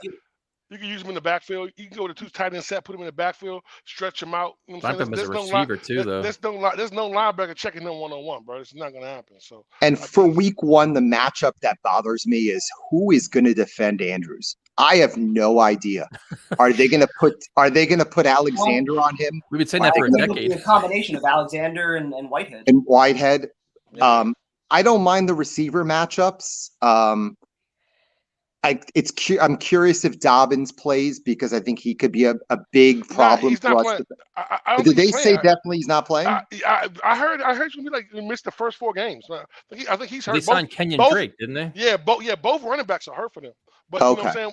But then listen, Stanley is coming back for them as well. But yes, I still listen. I like my defensive line against their offensive line. I do like that. But they got Lamar Jackson. That's the problem. That's the problem. Who gets to defend the edge? It's interesting to me. This is a matchup where Saleh cannot get stubborn early. If he's gonna stick with that Seattle 3 right off the bat, if it's not working, he has to make adjustments. He didn't do so last year, and that worries me about him. Well, there's a lot of analysts saying that about him and his defense, that he's got to adjust it. What he's trying to implement is not going to work anymore because everybody knows what he's doing. He did not do it last year. He's very stubborn. Again, you look at some of their later games last year against the Colts, there was no adjustments. In the blowout in Foxborough, there was no. Yeah, I don't know. I think Dobbins is actually playing. Yeah, I thought he was too. I thought he was on IR, bro. I think Edwards is on IR. Yeah, Gus Edwards.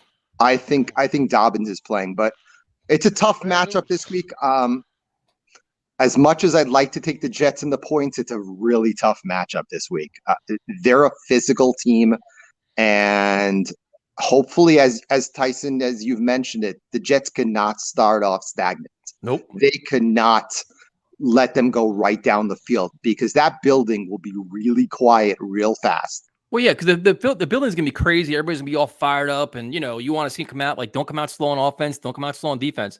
The worst thing that can happen is the Ravens get the ball, march down the field, 7-0 Ravens. Because the fans are going to be like, you know what? Time to start drinking. It's just, it's going to deflate the whole stadium. All the Raven fans there will be fired up, though. Yeah. Yeah. But thanks a lot, guys, for everything. And one guy going into the future, I'm a huge Iowa fan. Linebacker Jack Campbell, 2nd round at the draft next year. We're doing draft stuff already? Come on. Remember that name. Jack Campbell, linebacker, Iowa.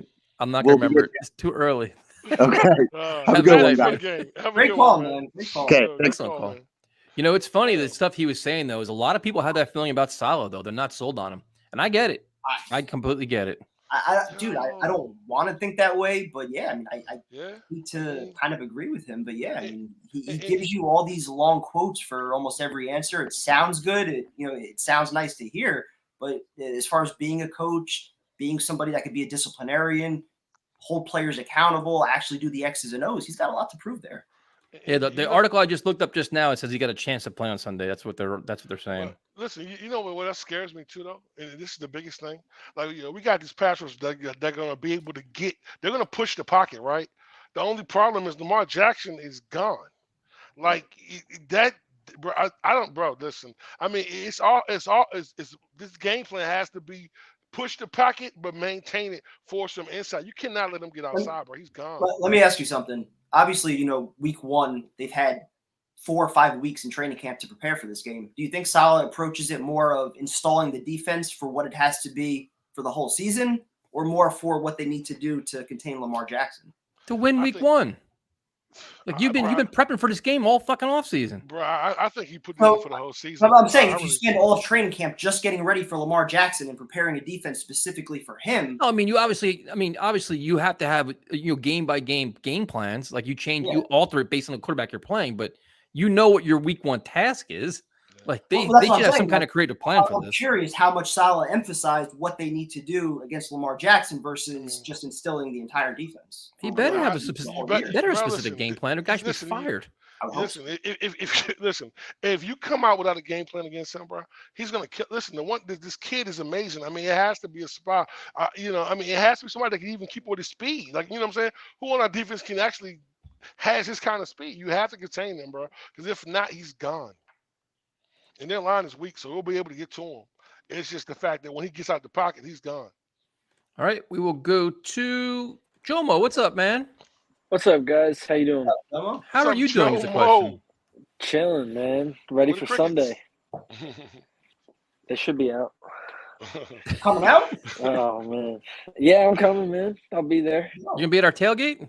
Yeah. What time do you guys usually get to the stadium? 8 o'clock. 8 o'clock. All right, let's do it. And I'll be ridiculously hungover, so one beer I'll already be drunk, so don't worry about it. Nice. Can I roll one up for you? Oh shit. I'm feeling good, Jomo, who's gonna be the best rookie on the team this year? Best rookie? I feel like it has to be Breece Hall. I think we got to lean on our run game, and I'm excited to see them just feed this kid. I mean, they didn't pick him high in the second round for nothing. I feel like they're going to use that rookie contract on a running back like every other team does. So I think he'll be the best rookie, and that should help the rest of the offense. Player on offense and defense with the most pressure. Offense and defense, most pressure. On offense, it's obviously Wilson. He's got to show out. He's got to show us something this year. I want to end this year knowing that we got our quarterback. I mean, yep, that's my priority. Absolutely.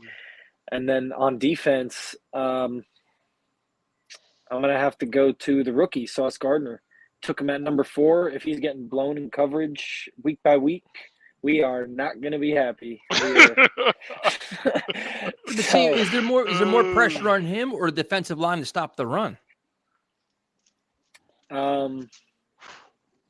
If we're talking about individual player, I think it's Sauce. If we're talking about team as a whole, yeah, the defense has to. Do you think there's more pressure on Sauce than Quentin Williams?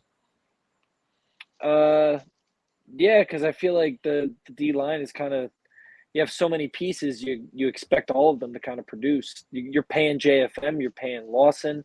There's a lot of guys there that you're paying, so okay, I feel fair like enough. they share some of that responsibility. Gentlemen, I got a question, gentlemen. Who else on defense do you think has the more pressure than Sauce? Anybody else? An older player? I would think Carl Lawson.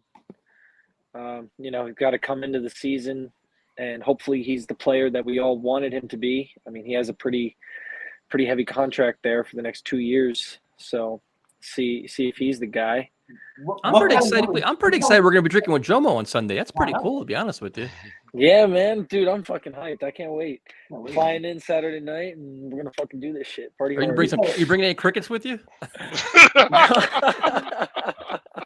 I don't know about crickets, man. But, dude, that game, like, I just want to see that fucking game. Like, I want to see this team come out with so much energy. Like, they got to come out with the energy. They got to come out looking like they're ready for the Ravens. Like, yes. I'm happy that we're playing such like a well thought of team. Yep. Yeah, distinguished team. Well, like, the thing that's too is sets the bar. Like the fans that are going to the game. Like I was talking to Fireman Ed today. It's like, dude, fans go in the game. Get in your seat by 12:30.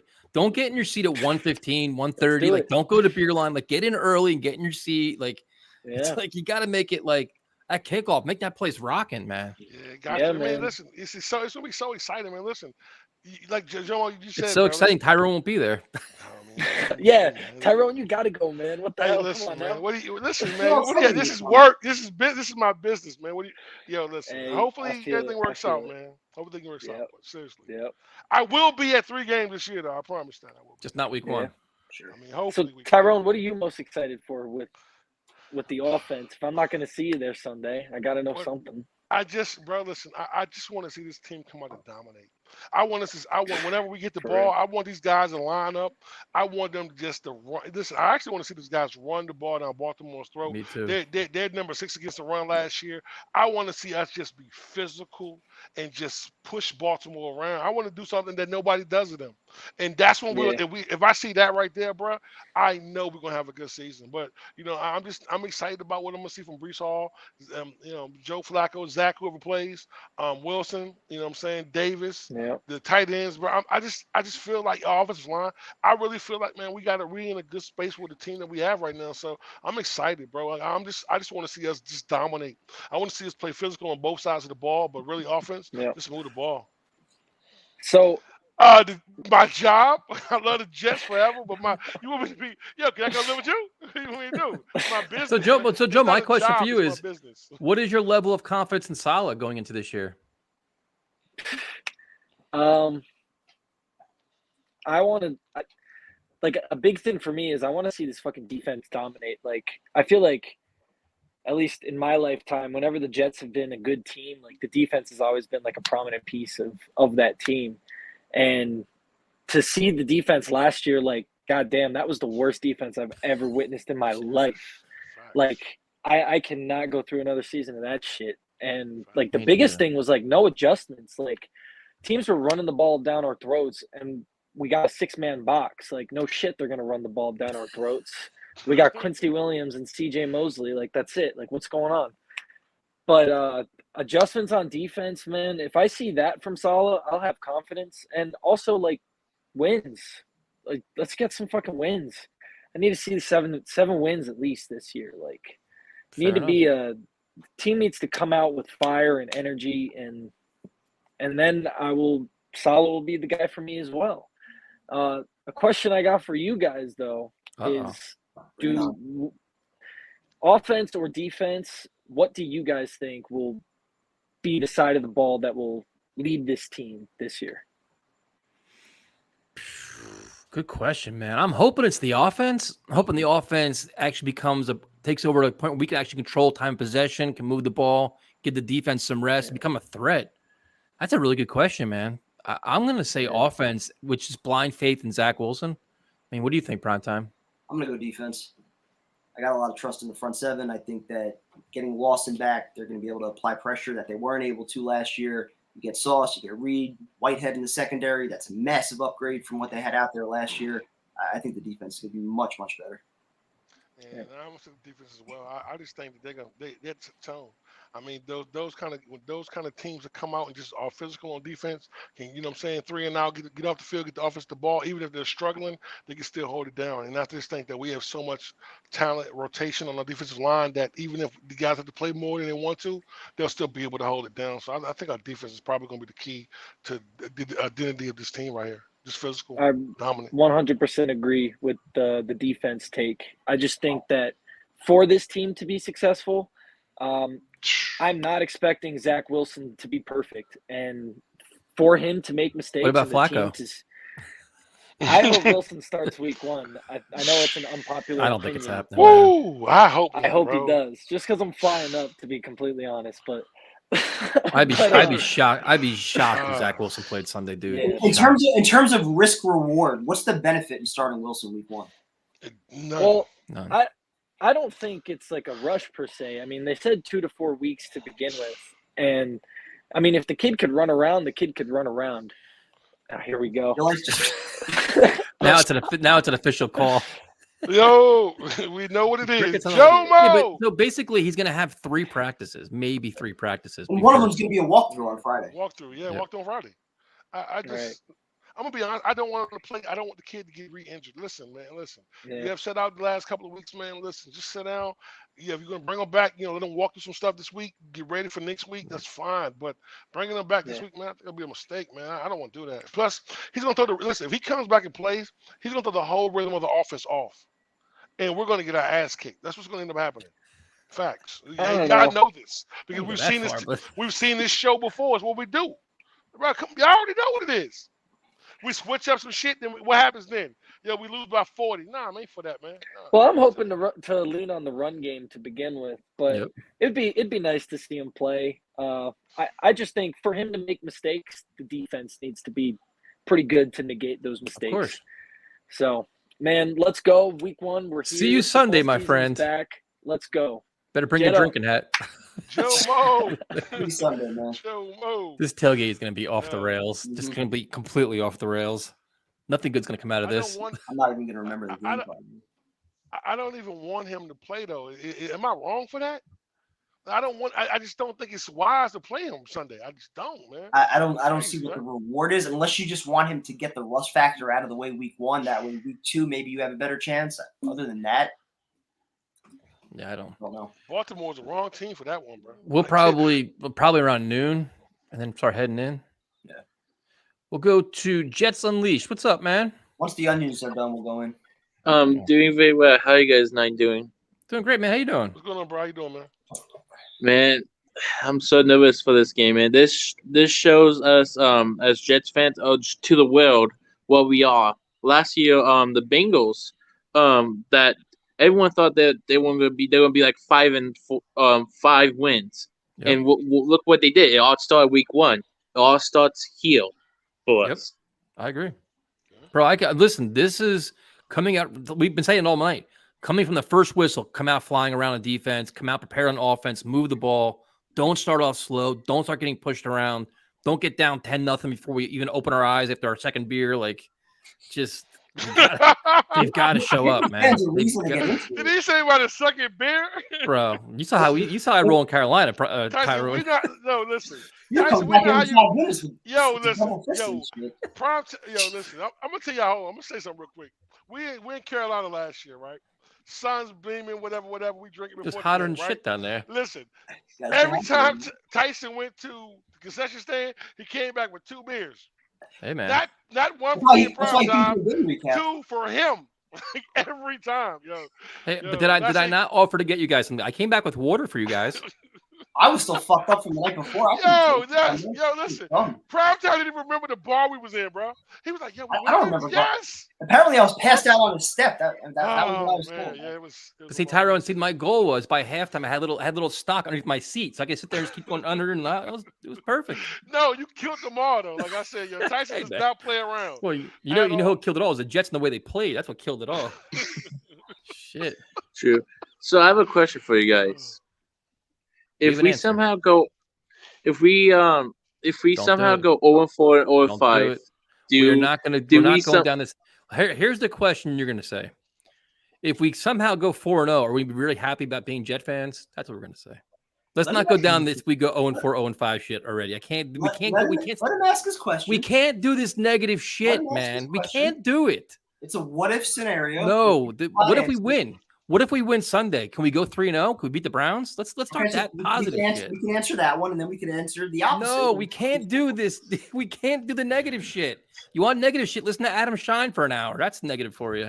It's not negative. It's exploring realistic options. No, but it's the excitement of the home opener, season opener. We can't go down that rabbit hole of losing all our games. But But you can So, ask it anyway though, because Primetime wants to answer it. okay, so I was gonna say if we go 4-0 or 5, is there some way do the fire Salah comes here and his job may be in jeopardy? I don't think so. I don't think anything would happen mid-season. If anything, if it really gets out It's of gotta be control for drastic. the entire year, it would be at the end of the year. But even still, I think more likely than not, you win 5-6 games. That's going to be enough for Salah to come back year 3. Right? If they're like 1-8, shit's gonna get ugly around here.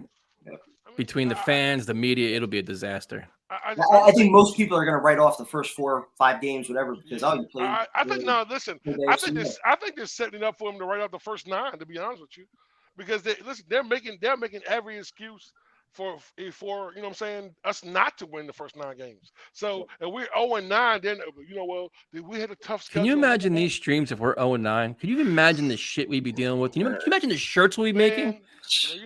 I'll be making. I'll be making 40% shirts. Oh yes, sir. Trust the process again. So, man, it's crazy. So my surprise, the rookie, I actually think what's his name? I just had it. Clemson. No, what? Clemens? Who was that 4th-round pick? The defensive end. Yeah, Clemens. Yeah, Clemens. Yeah. To be honest, I think he's gonna outshine some people and he's gonna shock a bunch of people when he come in. This comment's killing me. That was funny. No, you know what? Nah, bro. No, listen, bro. No, just at least, nah, bro. You're right. Listen. Hey, listen, this kid pops, man. He pops on all tape, man. Every preseason game, you saw this kid pop on tape, man. I think he's a really, really talented. Like we were talking earlier, I think he's gonna be probably better than Johnson when it's all said and done. I think he'll get more playing time than Johnson. I agree. So what about your offensive player? Offense. Let's see. Offense rookie of the. Actually, you know what? I think Wilson's gonna be in the and it's gonna take him a bit to get it going in the beginning. But I think in the slot, he's gonna. If you put him in the slot where people will be focusing on Moore and Davis, Wilson can work in the slot and be able to work and be able to gain yardage from there. That's an interesting take. I feel like Elijah Moore might get more reps in the slot. That's what I'm thinking. Yeah. Right. I think either way, these kids they the one good thing about it is they run great routes and they both get the ball in their hand in space. Bastards. They're a problem. I think a good portion of our viewers want the Jets to lose just for the chaos we bring to the table. Oh my God, bro, this show will be off. Thanks for calling in, man. We appreciate it. Have a good night, bro. No problem, guys. Good luck for Sunday. Go Jets. We need some luck. Bro. All these new callers is calling in, getting all this nice guy shit. Boy, let us be 0-9, bro. I promise it's well, you see it. We would see it last year. We do the live streams. Like as the fourth quarter would approach and shit was going to hell, the numbers just skyrocket. Then we do the press conference and it was like. Wonder if you go faster if the team wins or if they loses. Yeah, listen, we had a bingo last year for how bad this team was. The last 2 years. Yeah, dude, the bingo's been brutal, man. Some of these games, you just drink just to forget the things. I'm not even gonna lie to you, bro. Listen, the Gates era, bro. I ain't gonna lie to you. That was the hardest shit I've ever done in my life. Like I've never watched a Jet game and didn't want to watch it no more. Like there were some. I'm not gonna lie to you. The Gates years were bad. There were some games last year with Zach watching him play and Jets getting their asses kicked. I'm just like, oh, it was just. Then I didn't realize how much I drank until we had to do like the post game videos. I'm like, holy shit! Like I can't even. Yo. Remember that stream Tyson you had like about fucking 20 cans on the floor and shit? Yo, it's just like gotta try to be. It was bad. So we'll go to our next caller here. We got somebody. Blade, what's up, man? What's up, boy? What's up, OG? Hey, I was thinking about my call last week and how it went south. And I reviewed the tape, and I want to blame Tyrone and Tyson. How am I getting blamed for this? Because Tyrone, you just wanted to argue with me about Mims, which got me going. I didn't even want to talk about him. It's not even what I wanted to talk about, but whatever, right? So how do I get blamed? Tyrone started it. So what's funny is I missed about the first 30 minutes because I'm 2 hours behind you guys, right? Okay. So I'll watch it the next day. And it's funny to see Tyson will throw out a comment to get Kevin all riled up. He'll say something out, and he'll slink back, and he'll just see what happens. Yep. And I'm like, oh, dude. It hasn't even started yet, bro. You need to understand, bro. Listen, this is the nice Tyson, bro. Listen, record this shit, save this 3 weeks. All you Well, need. he You just see likes everything you stirring need the to see, pot. buddy. Yeah, Tyson gains all his followers in the offseason. He plays the nice card, and then once the season gets Yo. underway, he unleashes hell. And Yo, I'm the one I don't know what chaos, you guys are bro. talking about. I don't know what you're Yo, talking a about. madman, bro. No, Listen, I've been because around this it's nice just you guy gotta. shit. So what you guys oh gotta my- do is you gotta embrace positivity. You gotta embrace calmness. We're going in the right direction. You can't accept all the negativity, man. I don't know where it comes from. The I've Tuesday been before the watching season since start. 2020, and I've seen Tyson tear some people apart, and that made me scared to call on. Don't Felt be like my scared, first year. man. No, the Well, only time we get pissed, well, I get pissed, is if you call in to talk about the game and didn't actually watch the fucking game. Oh, I remember. That sets me off the rails, man. Well, I saw the highlight. Mate, you didn't watch the game? No, I saw the highlight. Don't call in. That's the only time. Just don't call in. Or don't talk like you know what's going on. Exactly. Yeah, I understand. I'm just saying. You like Kevin's the angry one, dude. You saw it this week. Kevin's the angry one. I'm the calm one around here. I'm calm. I'm good. How does the last week. roles reverse? Listen, bro. Primetime's normally the nice one, right? Tyson's the ass when the season starts, right? Just give a fan for that. So I'm not letting true, you know man. how this rolls, bro. It's hot. Yo, listen. So this not hot true. and cold shit is bullshit. This is not Tyson. I don't know who this guy is, but it's not going to last much longer. I promise you that. I positive guarantee until you. it goes south. Yo, positive till week 1. Yeah. When that kickoff kicks, it's a wrap. Shit. Anyway, So Blake, give us your predictions. Best player on offense, best player on defense. best player. Yes, sir. I'm hoping for Zach, but I'm thinking it's gonna be Elijah or Brees. But I'm saying probably Elijah because I think Brees is gonna be splitting carries early, stats wise. But I think not stats wise, it's Brees towards the end. And then defense, I'm saying Carl Lawson. I think he's gonna bounce back. Yeah, absolutely. I agree with that. Fair enough. And what's the team's record going to be? Okay, so I got an asterisk with if Buffalo sits their starters, 8, 9, 9, and 8. Ooh, really? Yeah. And I get we were talking about wins and losses, all that. I agree with Jomo. Like, only thing I want is to know if Zach Wilson is a dude. That's all I care about. Well, if he's playing well, you're going to win football games. Right. And then we're going to give him another year. But if we have like a Sam Darnold, like he comes out for 4 games, lights it up, he has 4 bad games, and we end the season, we just we don't know what he is. We had like 3 years of Sam Darnold doing that. Like he gave us just enough hope to keep believing in him. You know what I mean? Absolutely. Great, man. Great quote, bro. Absolutely. All those people that believe that. Absolutely. But great point, man. Great point. I think if Wilson's a dud, it's going to suck for us this year, but we could get like Aaron Rodgers next year. That's who I'd go for. Oh, I can't You know do what this I mean? already. I can't do it. So I mean, that's not what I'm just saying. That's what I want to know if Wilson's our guy or not. Well, and the coach. That's all I care about. You want to know Wilson's the right quarterback and Sal's the right coach. Yeah. Then we'll be good. Yeah. That's what I think. I agree with Blake though, man. Like that's real talk, bro. Like I didn't even realize that too, man. Sam did just enough to keep us around, to hope, and at the end of the day, not shit. us. One of us. Yeah, the one that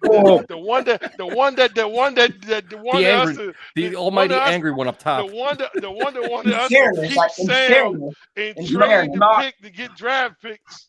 That guy. Not towards the end, though. In fairness, for those that watched every stream, a big part of my argument was trading that pick so that you could stockpile picks, build a legitimate team, and then take your quarterback once you've got something established. That was a legitimate team now, though. I'm not saying towards the end. Absolutely. Listen, Tyson, absolutely. He did it without doing that, prime time. Like, absolutely. And imagine and got rid of the fraud. I'm saying the Houston game and the Green Bay game, like that year, and then he got mono the next year. Yeah. That year, did we not all believe where he had the 6-game stretch or whatever, where he lit it up? Yep. Yeah, right, that's what I don't want to see. Yeah. Is him come out? You want to know? You want to know? If I you agree. got a franchise quarterback, or you got a quarterback? Yeah, for a couple of years, absolutely. But I also want to see Zach play week 1. That's not happening. I'd be shocked. Well, I do not want to see Flacco. I don't want to see it. But what's Listen, man. But listen, this thing about trying to rush practices. This thing about trying to rush him back, though. Yeah. Do you think they over promise? And I mean, over guessed his injury because they learned with Becton. No, I think they were pretty much on the money in terms of the recovery. Now it's just a matter of when he's going to be ready back on the field. So they're in the right time frame. It's just a matter of he worked out yesterday, worked out today. Now it's a matter of how he feels tomorrow. They'll announce Flacco tomorrow, I'm guessing, and then he plays week 2. Nah, you And know if he doesn't play week 2, we're babying him, I think. No, I don't think so. No, listen. You want to be more safe than cautious, man. Listen, Zach. If Zach works out, he's our future, right? Why rush him back? You know what I'm saying? But Tyrone, if he's back practicing, he practices all this week. He watches Sunday. He practices next week. He plays. Oh, he's gonna play. No, he plays this week. Oh, absolutely. I just don't want to rush him back this week. Yeah, and he comes out there, he's not in rhythm with the guys. He's not in sync. He's not trusting his eyes or his legs. Exactly. Yeah. Exactly. So I don't want that, brother. Give him a week this week. Set him this week. Next week, he'll go through practice again. The game plan will be geared on him. He'll go, you know what I'm saying? He'll go against the scout team. He'll throw the ball, you know what I mean? Get a little bit of rhythm. That's how you want to do it, man. That makes sense to me. Blade, thanks for calling, man. We appreciate it. Yeah, thanks for having me on. Have a good one, Blade. Bye. Let's see what we got here. So now I saw that. Where's this? You want him coming back from a knee against Miles and Clowney? Dude, what are you going to do? Keep waiting to just can't bring back Zach this week. You can't be scared. If he's healthy, he plays. Hendrickson, you got when he's healthy, after that, TJ Watt. I mean, just sit him all year then. Is this true? Yep, it is. Oof. Yeah. Man. It was like 7-8 again. Hey, look, I had my son make me a drink, right? Oh, Jesus. He won't do that again. Man. What's up, man? What's up, Dan? Let's go, baby! I'm amped. Let's go. All them high expectations, 5 wins, 6 wins, 7. Get the F out of here, man. I mean, right now, we got to put the money where the mouth is right now. I'm looking for 10 wins, 11 wins. That's what I'm looking for right now. Oh, whoa, no way. Again, the Bengals did it. Now, the Bengals were never favored. Can I ask you a question? Zach supposed to play like Joe Burrow as a rookie. Hold on, but this is year 2. If he could at least go half of what Burrow did last year, why not? Why do we have to set the bar so low? Is that what we're used to? Is that what we're accepting? 7 wins, 8 wins? I love you, Dan, bro. I love you, Dan. I love you, bro. Tell him again. Say it loud, man. Put the cheek seats in the back, baby. All right, cool. Tell You know him what? again. Dude, let's do it. 6 wins. We win 6, 7 wins. The quarterback played good. The coach did cool. And we go into the offseason, and who knows what can happen in the year 2023. Maybe this guy goes down with a torn Achilles. Like, it's right now. Game 1 is Sunday. It's against the Ravens. Don't give me the Ravens have Ray Lewis's or all these Hall of Famers. No, we're at 0-0. Both teams come out, punch him in the mouth, win the fucking game. Like, win. Don't give me this Ravens of the Super Bowl champions. Dan, we're on the same page. We're on the same page as you. I'm saying the same exact thing you are. The reason why I'm saying 7 wins is because of the quarterback. We want to see him play well, but he's going to be inconsistent. That's the nature of beast of a young quarterback. So the highs and lows of that, and the newness of all these different players, there's gonna be just growing pains. But to me, listen, I'm not happy about 7 wins. I'm not proud to say, you know what, I'm happy. Like 7 wins is great. It blows, dude.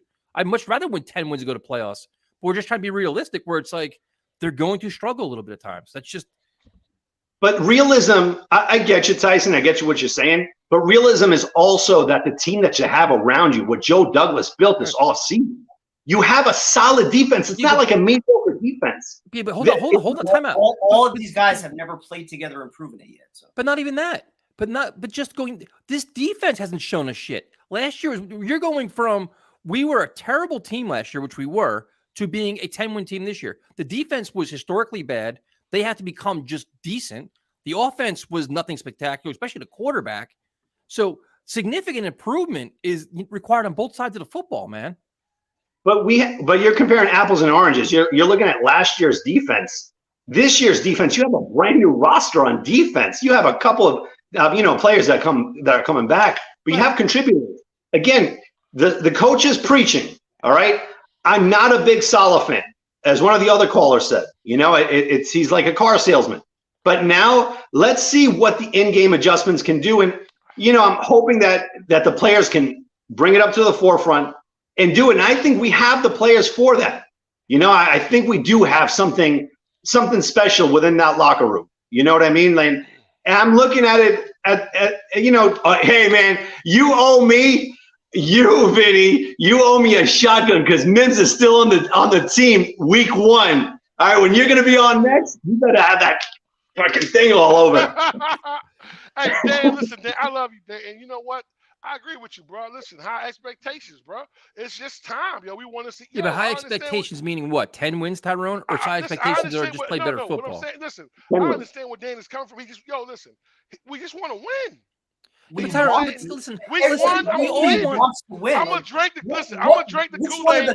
Week 1, baby. Out there doesn't want to fucking win right now. I'm gonna drink the Kool-Aid week 1. We have the longest drought in franchise in football. This team's been 4-12 the last 3 or 4 fucking years. Of course, we want to win. This team has been 4-12.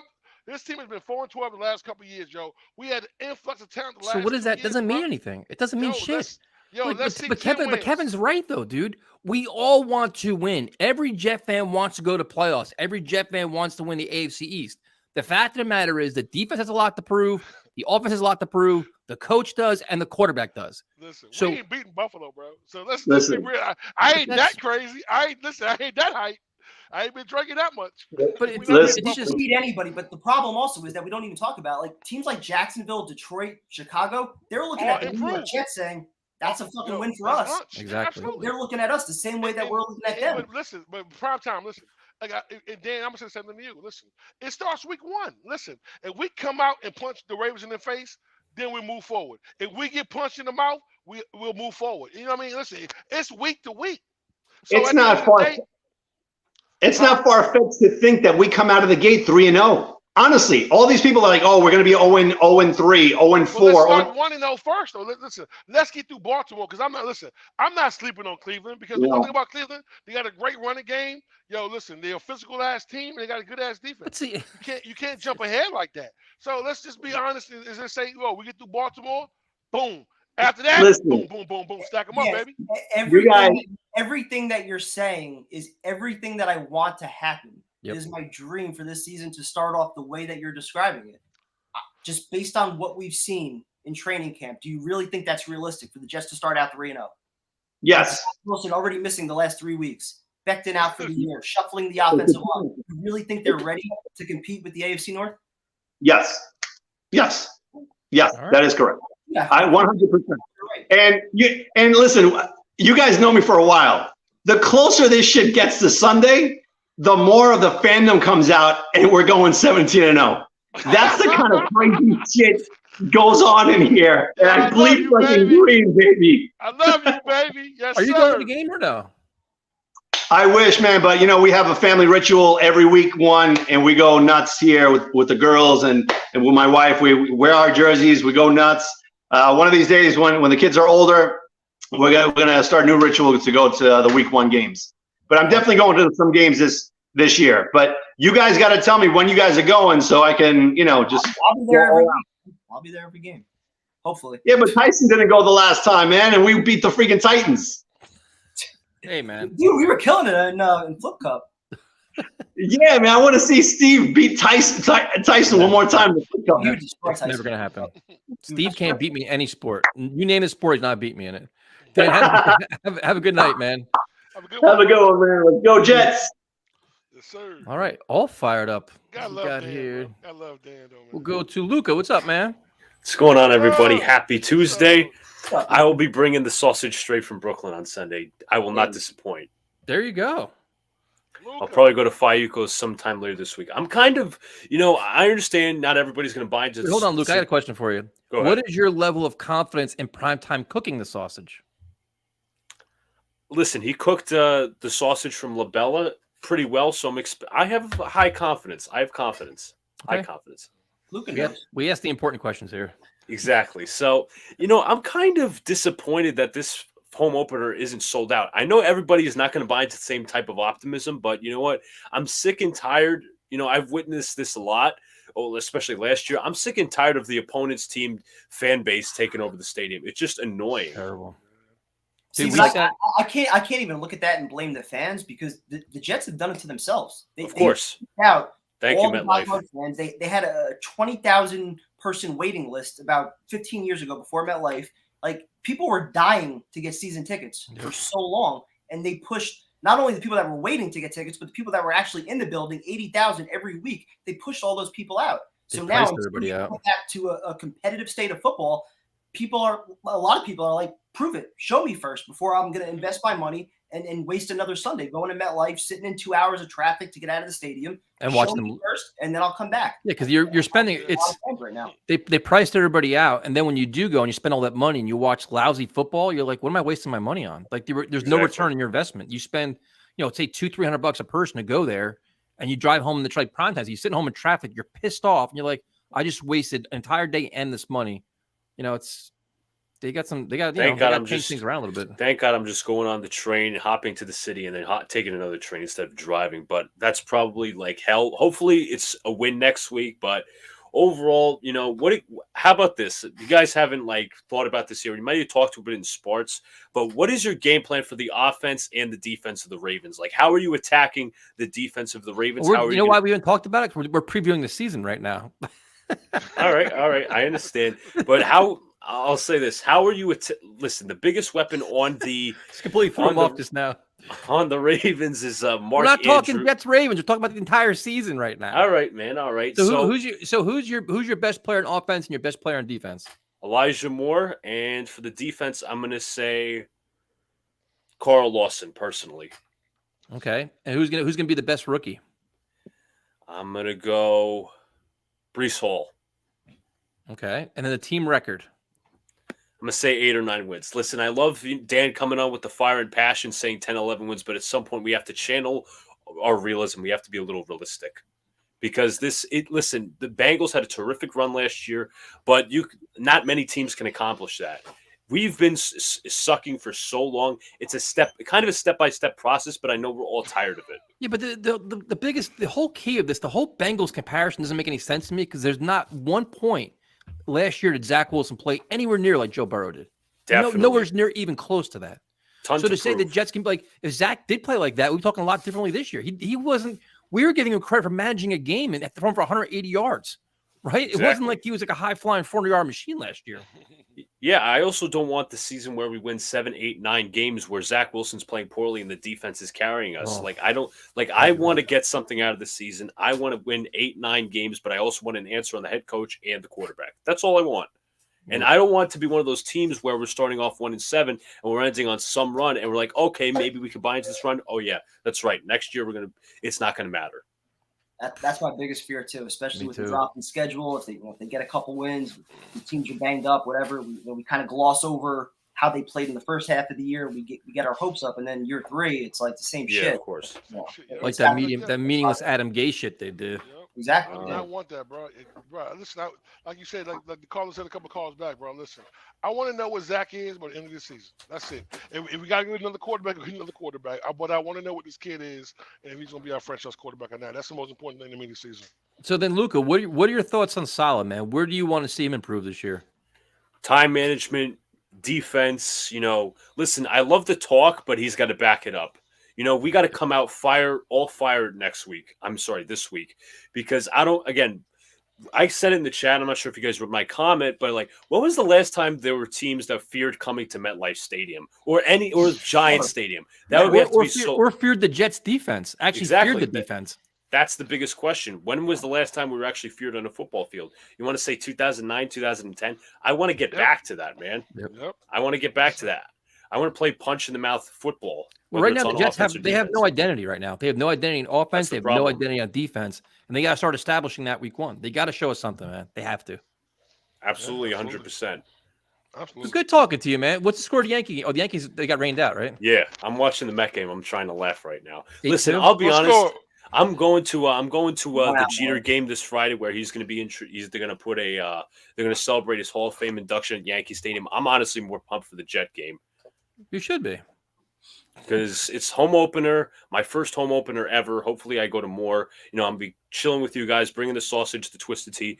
Do you have any challengers for beer pong by chance? We'll smoke you. Okay. Just so you know, we will smoke you. I'm just still up for the challenge. You get a partner. Me and Primetime will smoke you. Whoever you get, doesn't matter. Right. Have a good night, man. Good night, man. Have a good night, bro. Have a good night. So, Tyrone, we had some breaking news about Primetime, too. On Friday night, Primetime is going to go into uncharted territory. What? He's going to go to a sold-out Stone Pony to see a very angry band. Okay. I can't wait to see his reaction. I don't know anything about. Like, is this like more wild than the last one I saw? Oh yeah, it's 10 times worse. Gosh. Not even close. They're like a different level of. You'll see. They're angry. Oh, bro, they're super angry. Just Mosh pits? Oh yeah, big mosh pits. Fuck. Okay. But it's only up front by the stage, not in the middle or the back. So you'll be fine. Stay your ass out of mosh pits, man. Both of y'all, bro. It's a good time, man. You gotta live a little. Both of y'all. We're gonna bring on Nick. What's up, man? What's up, Nick? You're taking him to Uncharted. Good luck, dude. Good luck. Seriously. I like this shirt, man. Yeah, I'm a big Iron Maiden fan. I've been listening since I was a kid. But yeah, as far as they still sound good, man. They're still playing. I had no idea they were still playing. Yeah, they do. They still sound good. Yeah, 40 years later, that's crazy. Yeah, so like as far as the season, my big thing is like you just have to score points. Like to be in the Ravens game, I know there's not a Ravens preview, but like my whole thing is like I definitely want the defense to play well, but I want to make sure LaFleur is the guy, and I want to make sure that this offense has an identity and that they're a well-oiled machine. I know they have a lot of moving parts and they have a lot of new young talent that wants the football, like Breece Hall and Garrett Wilson. They're going to want touches and they're going to want the football. But like, if you're trying to beat the Ravens, you have to score more points than they do. Yeah, but see, I'm gonna politely disagree with you because if anything, we saw last year that LaFleur is creative, can adapt to all kinds of situations, can adapt to personnel and make adjustments. What we didn't see was Saleh and Ulbrich adapt to anything while their defense got their ass beat. So if anything, there's a lot of pressure on Saleh and Ulbrich to show up on Sunday with a good game plan, or Lamar and company to run you off the field. 3 different quarterbacks played well last year, and then when the receivers were down at the end of the year, the offense was still able to do a decent job. So yeah, I have more concerns about Saleh, man. Yeah, because at the beginning of the season, on the defensive side. At the beginning of the season, we thought our offensive coordinator sucked, and they found out it wasn't the coordinator; it was the quarterback. So that's why I said I definitely think he's the guy. If there's a side of the ball that I'm more concerned about, is this defense actually showed up and knew what the hell they're doing. Yeah, I mean, I'm just saying, like, the Ravens, you're not holding the Ravens to 14 points. You're just not. Fair enough. You have to be able to, like, you can hold them to 17. Hold them to 17 points and win 21-17. I mean, I love that, but. So what would set the tone more? Like, if the defense comes out and stifles the Ravens' offense, that's perfect, dude. It gives your offense a chance to score points, get the ball back, time possession, everything else. Yeah, I mean, like, if your offense is on the field a lot of time, like, you're keeping Lamar off the field as well. So, like, kind of works both ways. I mean, I agree with you. And that was a big problem last year. The offense would go 3 and out. Defense couldn't get off the field. They'd be out there for 10 minutes. The offense would have like one drive in the course of an hour. It's like, how do you get in a rhythm that way? Yeah. Remember the game against the Saints last year? Like, it's just 3 and out, 3 and out, 3 and out, 3 and out. And the defense actually wasn't terrible. It wasn't bad. You're right. It wasn't bad. It wasn't bad that first half of that game. You got water held down. By the fourth quarter, they were done. They were just getting gassed like over and over again. They're constantly on the field and they're getting tired. Like, I'm not making excuses because they're NFL players, but like if your offense is constantly off the field and you're keeping the other team on the field, like, don't remind me of that atrocious Eagles game last year. Like, the offense had 72 seconds of possession in the entire third quarter, I believe, or like something like that. Zach was off the field for like an hour or some nonsense. 3 and out sandwiched in between like 2 long drives. Yep. That was horrendous. Yeah, so like Saleh, the time management too, I want to see improved. Like, I don't want to like these 2-minute drills last year were fucking terrible. I'm sorry. Like why are you just like it's just so why are you just huddling up? It's gonna be okay. I know. But like why are you huddling up when there's a minute 30 left and you're on the 20-yard line and you desperately need a touchdown. You're down by 2 scores and you're just walking around lackadaisical, like running the ball. Like, but you know what though? This team But that's the difference between this year and last year. But we gave Salah a pass for a lot of things because the team was bad. They were all trying to learn. They're all trying to do all these different things. This year, there's no excuses this year for all that kind of shit. Like, he's going to be held a lot more accountable this year than he was last year. There's no question about it, man. Yeah, I mean, like, what about you guys? Are you concerned about the game management at all, or is it like just me? You know? Yeah. Like, no, are you concerned about that? Yeah. So, what do you think about what the record's going to be? I think it's going to be 8-9, but in my opinion, this team has the capability. If Zach Wilson pops off, this team can win 10 games. Like, best case scenario, they can win like every game on the schedule. If Zach Wilson, like, not 17-0, but like if they're like if Zach Wilson is playing well, they can. The sky's the limit, dude. Like, I don't want to use the Bengals comparison, but like you said, you know, it's all about the quarterback. It is. Joe Burrow was out of his mind last year. If he's playing very well, they can compete with anybody because they have enough talent on both sides of the ball. But that's on him, dude. That's why everybody's unsure what to say. We don't know what Zach Wilson is. We have no idea what we're getting out of him. None. Yeah. One last point. And it's on Salah too. The same talk that we're having about Wilson in the offense, I think, applies to Salah in the defense too. Yep. Because they get to struggling and he doesn't make an adjustment and he doesn't see what's going on, or he doesn't fix the problem. Yeah, he's just as accountable as Auburn. Absolutely. Yeah, like one last point I wanted to make is I want the expectations to be, or like the goals, like to be really high. Not necessarily the expectations in the organization, but I get really annoyed when Joe Douglas and Woody Johnson and Salah, to an extent, just like they're saying all we want to do is show improvement. Like, to me, they've changed that tone though this year, man. They've all said it more. They've all been more confident. Joe Douglas has been more bold. I mean, Salah's saying his process is too good to fail. They've been a lot more confident over the last couple months. They've mentioned a few times meaningful games in December. Yep. Whatever that means. Yeah, but like, I don't know if that should be the goal for your team. I mean, that'd be great, but you should be trying to win the damn Super Bowl every year. I don't care. Like, I don't care. I mean, the players, when they talk, I mean, that's their goal every year. I mean, the players, when you ask them, like, what's the goal for the season? They want to make the playoffs. They want to go to a Super Bowl. You know, I don't think anybody in that locker room doesn't want that. But I think that just realistically, when looking at the team, the process, the rebuild, still trying to turn the corner to competitive football, I think you have to be realistic just where they're at right now. Yep. Yeah, the players, no doubt. But like, I just want the coaches and the staff to just, you know. For me, it's the coaches and the staff has been a lot more vocal about they want to win more. They have to win more. Well, the person that didn't say that was the fucking owner. That's the clown never says the right thing. It's seriously, Joe Douglas has said we expect to win more.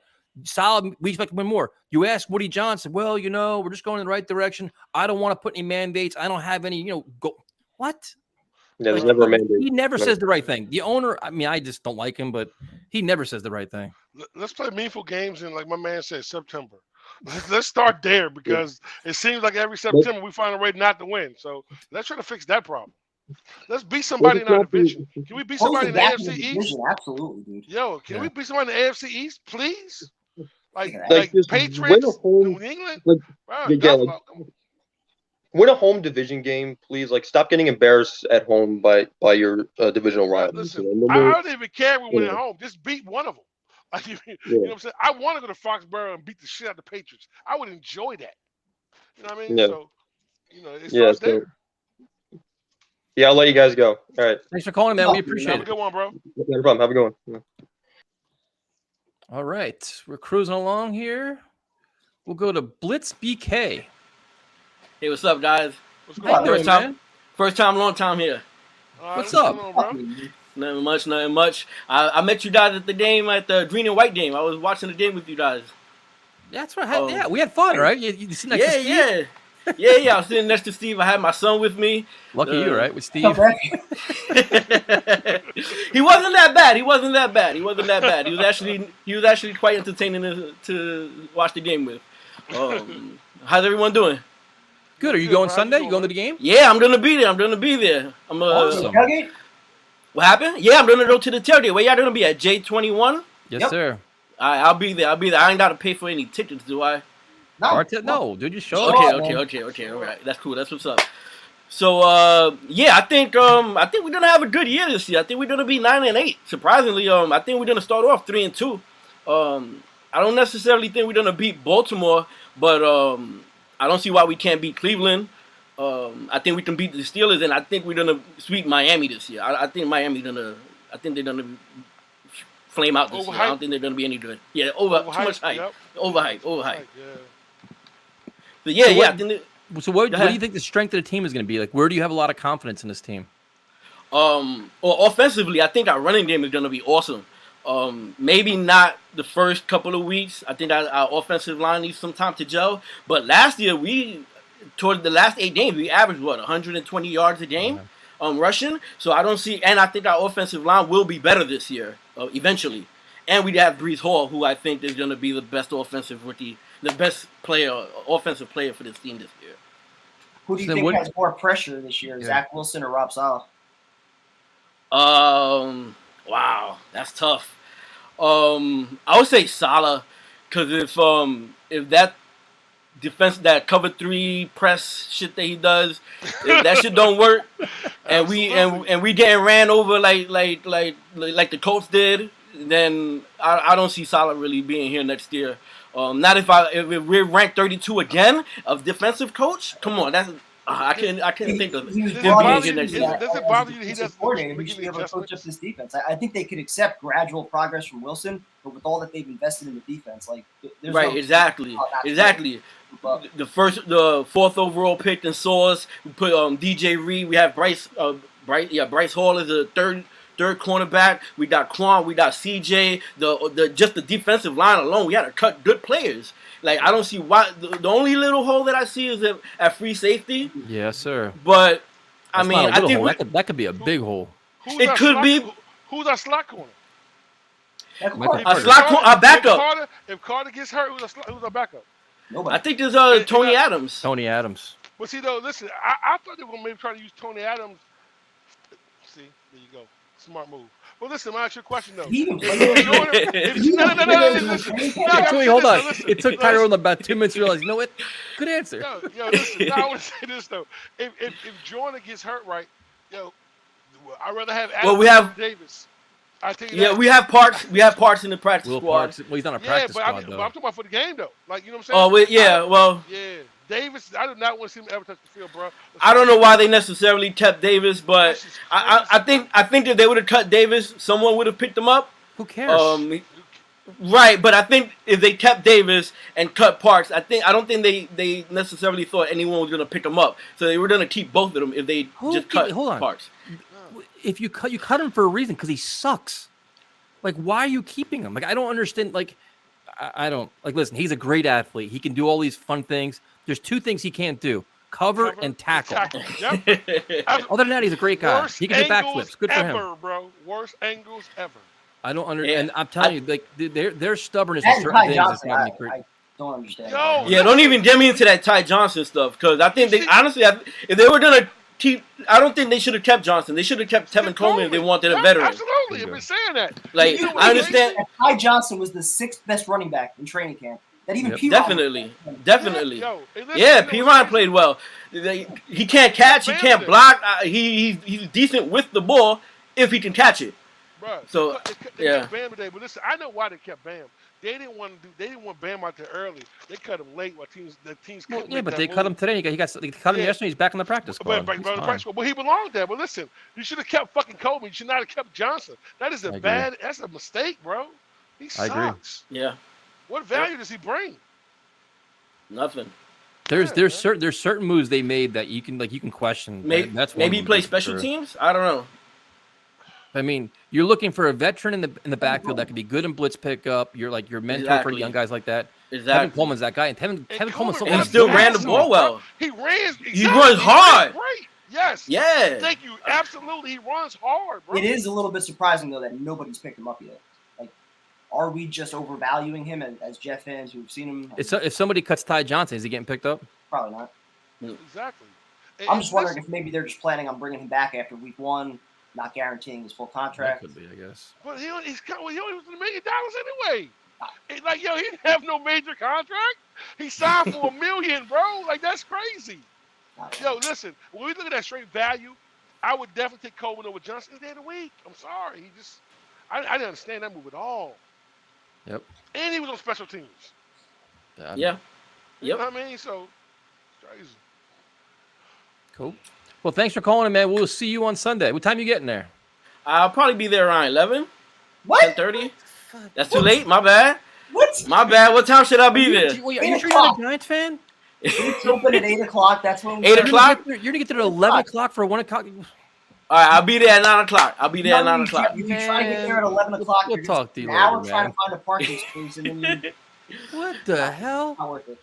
Get there Sorry, at- this is my first game. I didn't know. My bad. I'm sorry. I'm You get sorry. there at All 11 o'clock. You'll be parking in Clifton to get to the stadium. right, so you suggest I get there at 8 o'clock? No, at least 9, dude. You're going to be All right. parking in the later middle of than 9, nowhere. or else you're going to be struggling for parking. Yep.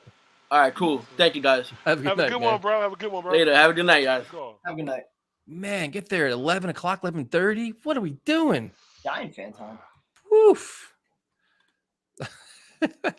We look forward to seeing everybody on Sunday. I think this tailgate is going to be just completely off the rails. Completely ridiculous. All right.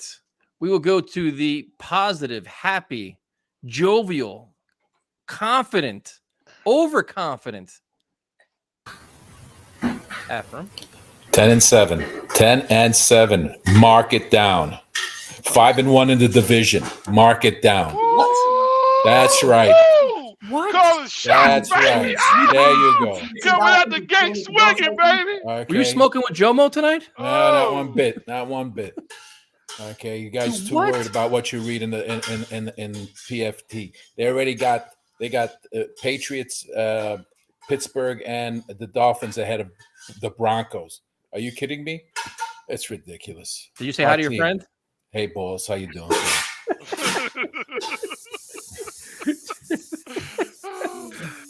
All right, 10-7. And just to be clear, like my rankings aren't based on what like PFF or No. anybody else is saying. Listen, What I everyone's- was training camp, like I think they've got ways to go. They've got All talent. right. The roster is definitely upgraded.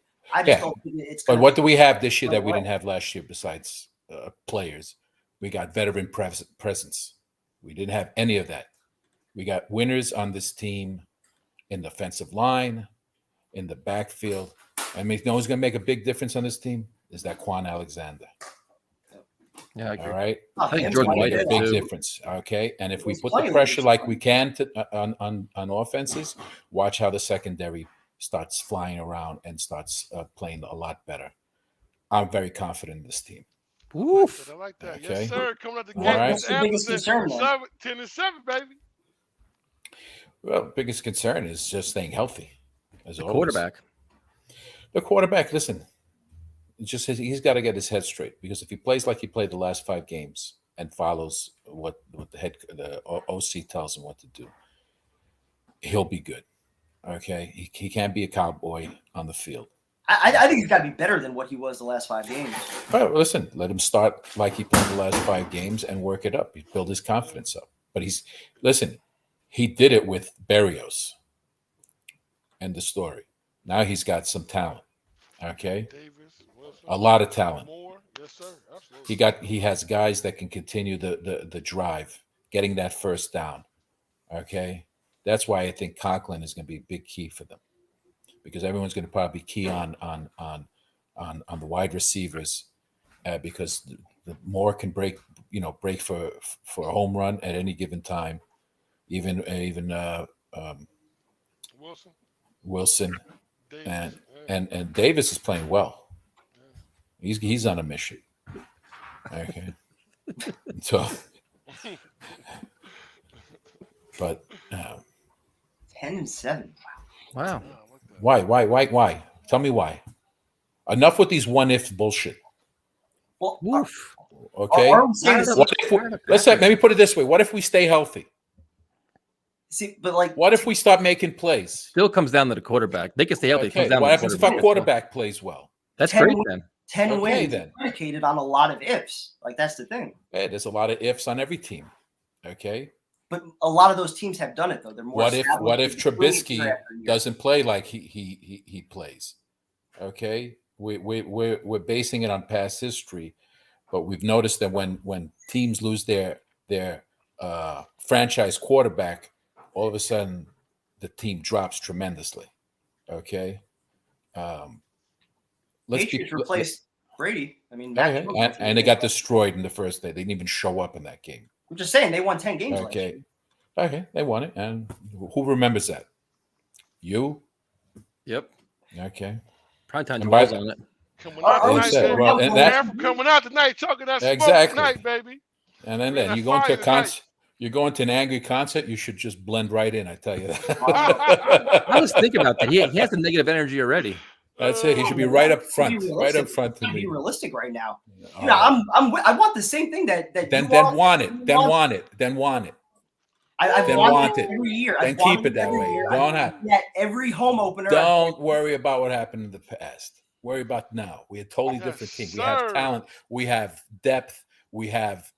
We went out and did what we wanted to do this offseason. Let's see it all. Right. We all wanted tight ends. We got tight ends. We wanted veteran players. We got veteran players. And other teams do too. Okay. The Jets match up. Okay. Well, that's a lot of teams lost guys too. We don't know how. So Afram, what is your level of confidence in Saleh, and where does he need to improve this Saleh year? has no choice but to be good. Head coach is always under pressure. He's under pressure. Listen, he's got the team he wants. Have to improve though? What areas? I just think he just has to make sure that his defense plays the way he has it schemed out. They have to play. He has the guys he wanted. He has the pass rushers, right? He's got his defensive backs. He has the players. He has no excuses at this point. Okay, whatsoever. He's got the team that he wanted. All right. All right. You're a salary cap guy. The cap next year, the top 15 guys, they account for like 174 million or something like that. There's plenty of pressure on they got right now they got 9.7. They got 9.2 already for next year. Okay. You got to also think, if you get rid of Davis and you're going after wide receiver, the wide receiver market is already, Are we talking next year's cap right now? No, I'm just saying. You guys mentioned that. You guys mentioned that. No, he mentioned it. Well, then I have to answer it. I'm not going to ignore him. That's rude. Yeah, you want me to ignore him? We can ignore it. We can talk about this year. I don't talk about next year's cap. I don't give two shits. Listen, it's mentioning that our top 15 guys account for 175 million. Only Carl Lawson and Corey Davis you can really cut without much dead money. So all these contracts are probably going to be here next year. So there's pressure on them to play well this year. Yeah. Well, we'll see what happens. There's pressure on this coach to coach them up. Exactly. That's it. They have to play. There's enough guys there that have played on winning teams. There's enough veteran presence that the mindset is to win. 10-7, okay. All right. 10-7. 10-7, man. You heard? All right. Let's be positive here, guys. I like the fiery Afram. Is this your new 2022 mode? 2022. This is your new year mode of the fucking Jets. Look at this guy. Okay. Now. All right. Enough. Everyone, we sit and hope. We're waiting for the bomb to drop on us. That's all we do. Okay. Maybe the bomb drops on everybody else. Okay? Yes, Look sir. at this. Tell them, baby. Coming out swinging, baby. We may have to cut this. We may have to cut this call prime time and make this a feature video for our show. We may have to. No, you have to do that. I've been in too many videos. No, we have to make this like our call of the week right here. Just to fire everybody up. That's right. It's fired up. Everyone should be fired up with this game. Absolutely. Yes, sir. I'm telling you, the Ravens won't have a good night's sleep on Saturday night. I'm telling you that. That's what might be arranged. The fact that this game's not sold out, like we should be all fired up. Like we've been hyping this team up all summer, and it's not sold out. You have to win. You have to win, and that's when the guys are going to. Advantage would help that. Okay, but you made some good points. The management has chased the fans out by pushing them. Season ticket guys pushing them up into the with these PSLs. Putting them up in the upper levels after they've spent how many years paying for the season tickets. They screwed us. But then again, the Giants did the same thing with their guys with these PSLs. That both should be ashamed of themselves for double dipping on the same stadium.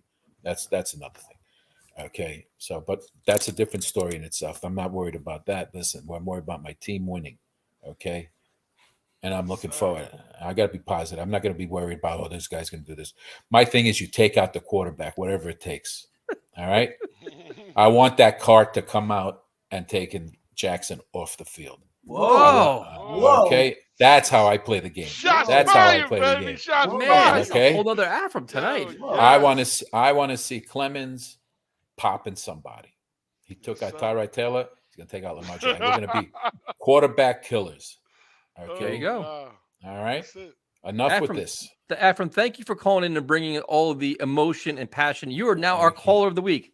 Prime time, the 2 hour mark. Prime time, 2 hour mark. All right, guys. Have a good night. Let's be positive. Enough. Let's not argue over stupid stuff. That's right. Tyrone, right? 10-7, right, baby? Yes, 10-7. You already know, sir. Coming out swinging, baby. Coming out swinging. Let's go. Have a good night. Let's go, baby. That has to be the first time he's cursed on the show. Ever. Right? I've never, ever. 2 hour mark prime time. We got the call the call of the week to fire everybody up. 209, sir. I have a funny feeling we're gonna be playing that call in December at some point. That's the only thing when you do like all these previews and like predictions, you just kind of cringe like this is gonna blow up in my face. Like you know what's gonna happen. Listen, I'm wrong every year. Who cares? It doesn't even That's matter true. anymore. I'm being hyped up. I drink the Kool-Aid every week, baby. Every season. I said I'm like this. But week 5, I'm like, oh shit, gloom and gloom. But hey, right now, 10-7, baby. That's it. What's happened to the Mets? What's the score to Met game? They lost 8-2. They lost? Yeah, the fucking Pirates. They've lost 3 in a row to the Nationals and the fucking Pirates. Hey, welcome to the Yankee swoon. Thank God football's back. I thought the best thing was the Nationals yesterday saying no trumpet. I like that. That was well played. All right, we're gonna go to James. What's up, man? Hey, gentlemen. Things are good. I'm really excited for this, opening game. And I'm with Ephraim. You know what? It's time. It's time for the Jets. No more excuses. No more bullshit. It's time to win games. We have everything we need to make plays, to make progress. It's time to show it. No more wishful thinking. We have to show it. And guys, just like you said, it's all about Robert Saleh. What is he doing with this team? How prepared are we to go in these games? And we're going to see it week 1. You got to love that challenge. Baltimore coming here, and this is not going to be a layup for them. The Jets are not just going to lay down, right? Let's hope not.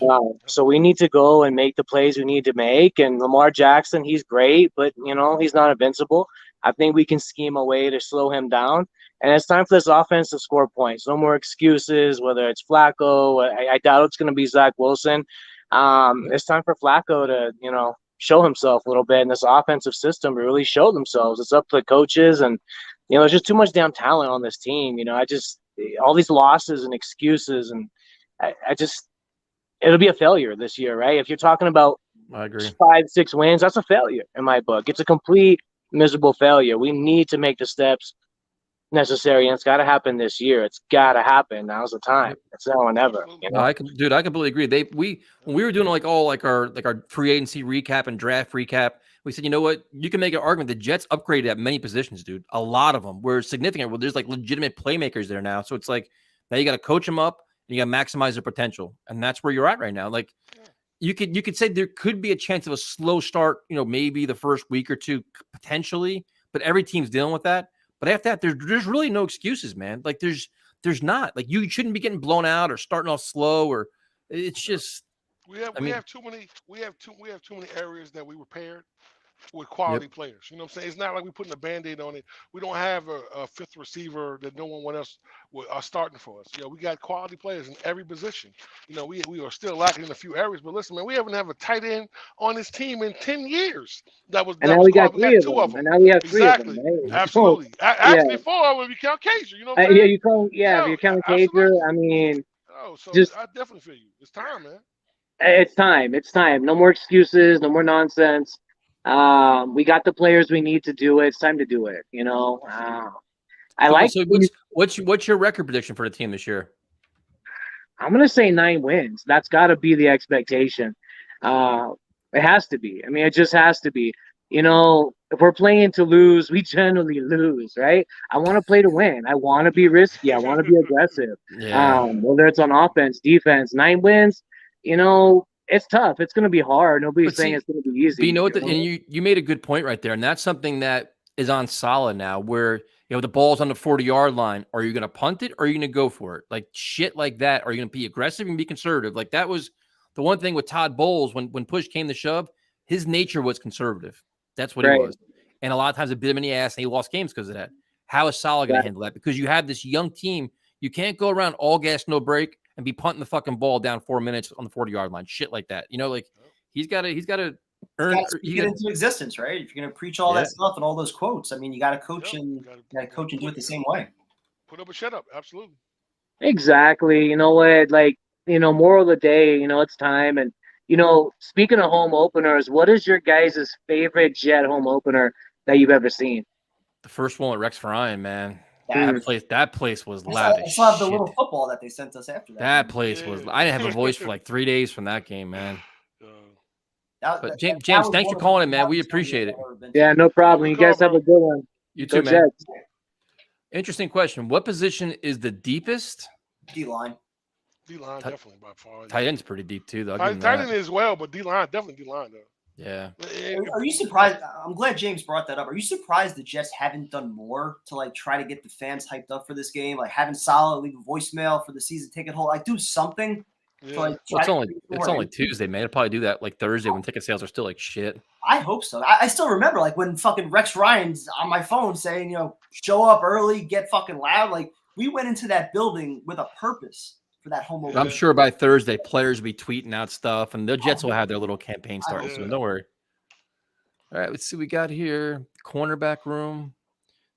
We're not streaming the game on Sunday because we're going to the game. Just so everybody knows, it's very difficult to stream. And then we'll bring on my favorite caller, he did an Aaron Judge video of all things. Our closer. What's up, man? My God. Jose. My God. My God. Happy early birthday. My God. And PT. How was your fantasy draft? Good. It doesn't matter how your fantasy draft was. I don't give a fuck about your fantasy team. It's like our weekly segment now. You two fight. Yo, these two. Yes, sir. What's up, bro? Tyson, when you said earlier that you were taking PD to what was it called? What was the name of Uncharted Territory? I Prevail. He's going to see I Prevail on Friday night. I know. But you're going to, he's going into Uncharted Territory. He is. He's going to be mind blown. I feel like this is I thought you were taking him to a strip club. I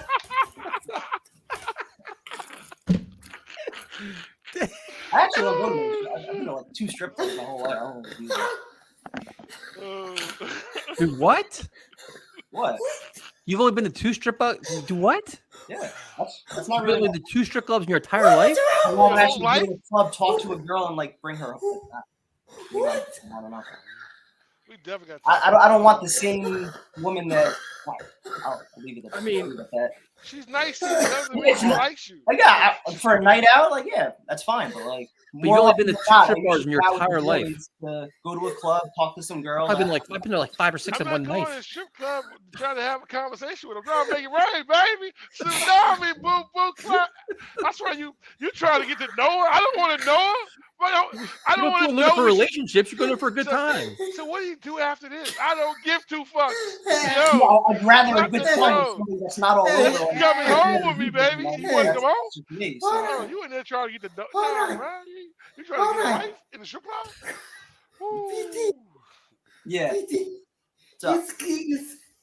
You sound like Scotty Pippen now. Yeah! You didn't take me a Pippen, did you? Yo!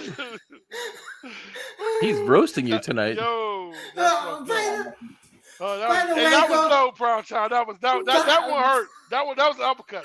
Boom. That was an uppercut. By the way,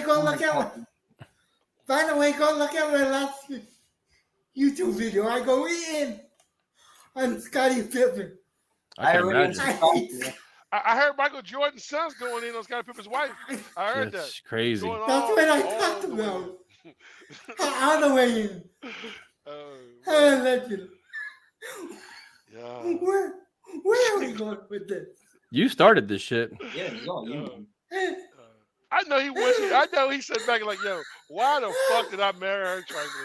Damn, bro, she got you out here looking stupid and shit, bro. Yo, damn. Everybody get your. Everybody. What are get we your doing wife. here? What are we doing? This conversation. Jose, I want to make you feel good. I had to do. We got asked to do like respond. We like answer like Jet questions, and like the end of it, they asked who I thought the worst team of football was going to be this year. I said the Seattle Seahawks. That make you feel good? I hope you're right. I hope I you're think right. it's third worst. Why you want CJ Stroud? Who do you want? Yes, I want to see you. Yeah. I put them as the third worst, and I hope that's exactly where they finish. So that Young could go 1, Stroud could go 2, and they're still left without a quarterback. That'll make me very Wow. happy. Hold on. You heard the hate in that though? Like his whole plan is. Yeah, I mean, I want Jamal Adams working with franchise quarterback. Let him suffer. He didn't want to be a part of a But rebuild. Jose has to suffer too. Then though, you don't feel bad for Jose. He'll be okay. He'll be all right. You don't care. Jose about to be a Jet fan by the end of the season. You Yo, don't when we need no start winning, Jose gonna be like, you know what? I'm coming on over, man. That's right. He'll put on his Jet shit. Become a Jet fan. No, you know, let's all be honest. We know it's going to happen. We're going to talk shit all year long. Then Seattle's going to find a way to beat the Jets this year, and that's Knock 'em exactly out what's of going the to playoffs, too. We're happen. gonna overachieve all year. And we're just going to cancel the show then, because I'm not going to listen to his shit for 6 months. Show's over. See you next season. Hey, Jose, Tom McDonald's got a new song coming out on Friday. is YouTube gonna actually promote it? Jesus Christ! I know, they kill him, man. It's crazy. Every time he puts out a new song, I never get the recommendation. Yeah, it's coming out this Friday at 9 or whatever. I think it's probably noon. Hey, Noon this time. hey, I just want to let y'all know, 38 special 7 shots drop after midnight. Just want to put that out there. Give y'all one. Thank you. Real music. We noted. You know. Okay. Thank you, Tyra. All right, yeah. Look, I got to keep the brothers informed, man. You know what I'm saying? 'Cause, like, Yes, you I don't do. know who Tom McDonald is. I mean, y'all going to rock concerts, mosh pits. Y'all ain't never invite my ass. I ain't get to go to a mosh pit. Dude, we can't even get you to a home opener, let alone a fucking mosh pit. Man, bro, you mean? That's business. You know my business, baby. You know what I do. Look, man, hey, boss, man, make the check a little bit bigger next time. That's all I'm saying. Shit. I'm negotiating. Videos. Yeah, we got to negotiate. So you know what? It's funny because we'll pay you by how you handle the Facebook account. How'd that work out? I handle it now. I mean, well, I've been. Mm-hmm. I'll handle it. Hey, boss man, I'm gonna be quiet. I'll handle it for free. You just Jose, you know, we'll we'll make Jose in charge of our Facebook account. Probably shit get done I'll finally. handle it. I'll do it. Why you got to go there, boss? Like, why we? You know, Hey, man. that's off the ass shit. Anybody- Why we discussing? Anybody wants fucking money? I wonder how I'm not making more. Anyway, I ain't even asked for no more money. I'm good with the check. Didn't he say that prime time? Anyway, He mentioned the money. Anyway, who said that? Why are we talking about this, man? Jose, You mentioned it. Jets, Baltimore. Who you got, man? I got the Jets by a field goal. There you Yes, go. sir. 27-24. Overall season record for the Jets, man. What's it gonna be, baby boy? I'm not gonna Do it. I'm not gonna disagree with Elder Afro. So I'm gonna say 10-7. Yes, There you sir. go. Boom. Love you, Afro. Afro, now it's for you. Jose, thanks for calling in, man. We appreciate it. Of When's your course. birthday? Thursday. Happy early birthday, man. I will be at I will have to suffer through being at the Rams-Bills game. You're I'll going? be yes. Cheer for the Rams. I'll get drunk before the game. Yo, enjoy. Well, have a great time, man. And have a great birthday. Love you, man. Thank you, guys. Love you guys. I love you too, Have a bro. good night, man. I'm gonna do something. PT. All right, we got one more who comes on. Jose's our cleanup hitter. Romeo must know better, but now he's coming on. We got to bring him on. What is this shit? You coming on after Jose? We don't do that. This is I'm the guy so sorry, who makes Jose. it happen. He's our cleanup so hitter, sorry. and you got a Jets logo in your background. What are you doing here? What are we talking to? A Jets podcaster? What kind I'm of so shit is sorry. this? I'm so sorry. What Primetime's got a Jets flag? That's true. Look at this guy. You got Jets Hey, man, helmets? so- Yes, helmet. But see now, right now, Romeo is a WWE and a wrestling podcast content creator guru. I literally just finished a watch along right now, so that's why I'm so late. I'm sorry. Not to But I go did- too I- far off topic, but I have to ask you because it's like fucking trending. Do you think like the whole CM Punk thing, like, was that a work or is that like legit? Like the whole fight that happened. all the big reporters are saying it's real as hell because legal's getting involved. So yeah, it's real. It's not real. Yeah. I think Wow. it's smart. I mean, whether it was planned or not, it's smart. I mean, it gets everybody talking about it. Like I'm a casual wrestling fan, and even I'm like keeping tabs. Look at on that! it. Wow. Yeah. Yeah. It's got people talking about it, but it's very toxic for the locker room. Very toxic. I can imagine, bro. That's what's good though. When real life kind of bleeds into the storyline, I think that's when you have the best product. So Well, that owner of that company he's got a shit show now because he's got the biggest star, and then he's also got the people that he went into business with. So he has to pick his business partners or your biggest star. Yep. Wow, that's crazy.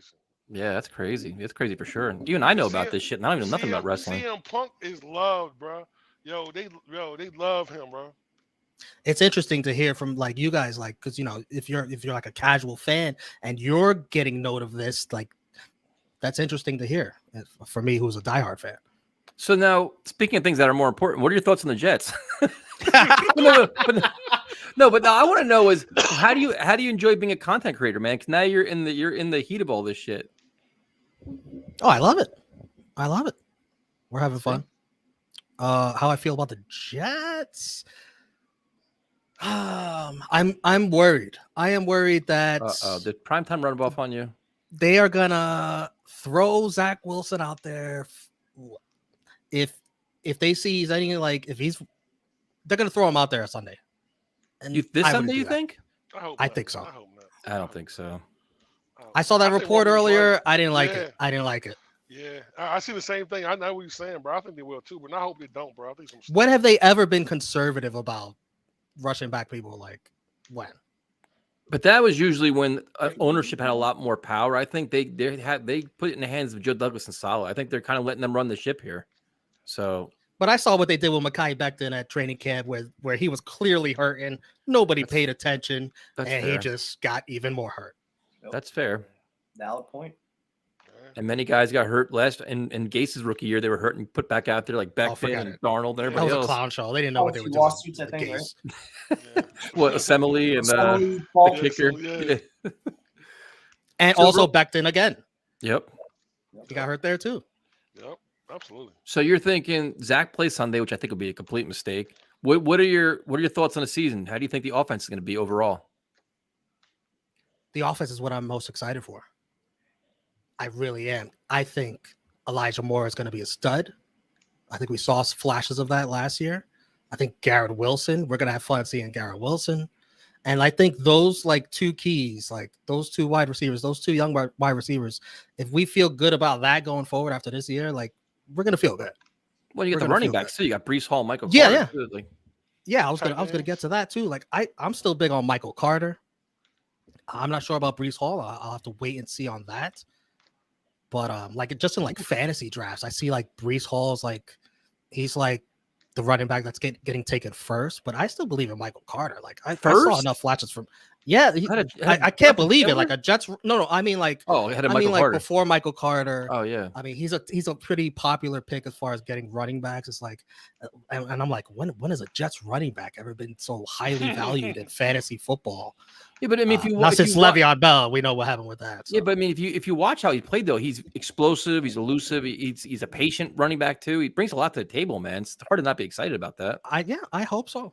I hope so. I want to see it. I hope You've been so. hanging out prime time too much, man. You have that skeptical approach to this. But I feel like people are forgetting about Michael Carter. I like what I saw from Michael Carter at the end of last season. You know?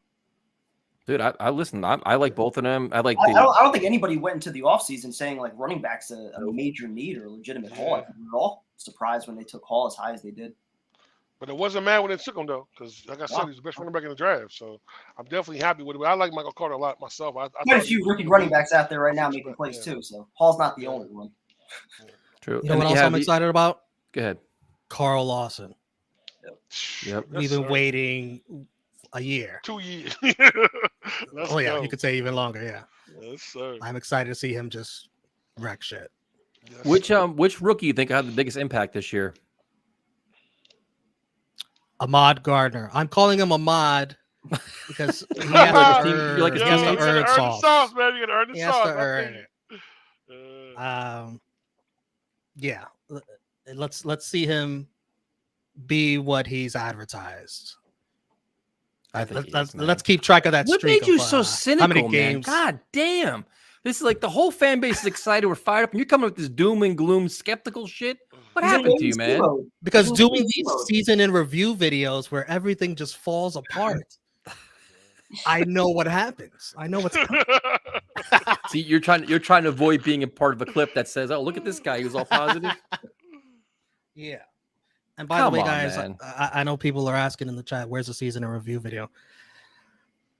It's not. I'm almost done. I'm almost done. Oh, are you If really? you guys still want to see it, if you guys want to like exercise the ghosts of last year's past by watching this, I can't imagine. before we get started to the first game, I can't imagine this shit. I've from been last working year. hard. I don't know if you guys are free tomorrow night or Friday night or whatever. If you want to do it before the first game, whatever. We could do it. We could do tomorrow night, tomorrow or Thursday. I can't do Friday. I think I could do tomorrow. Well, because Thursday's the first game, so I don't know if you that's want to run into that. How long is the video?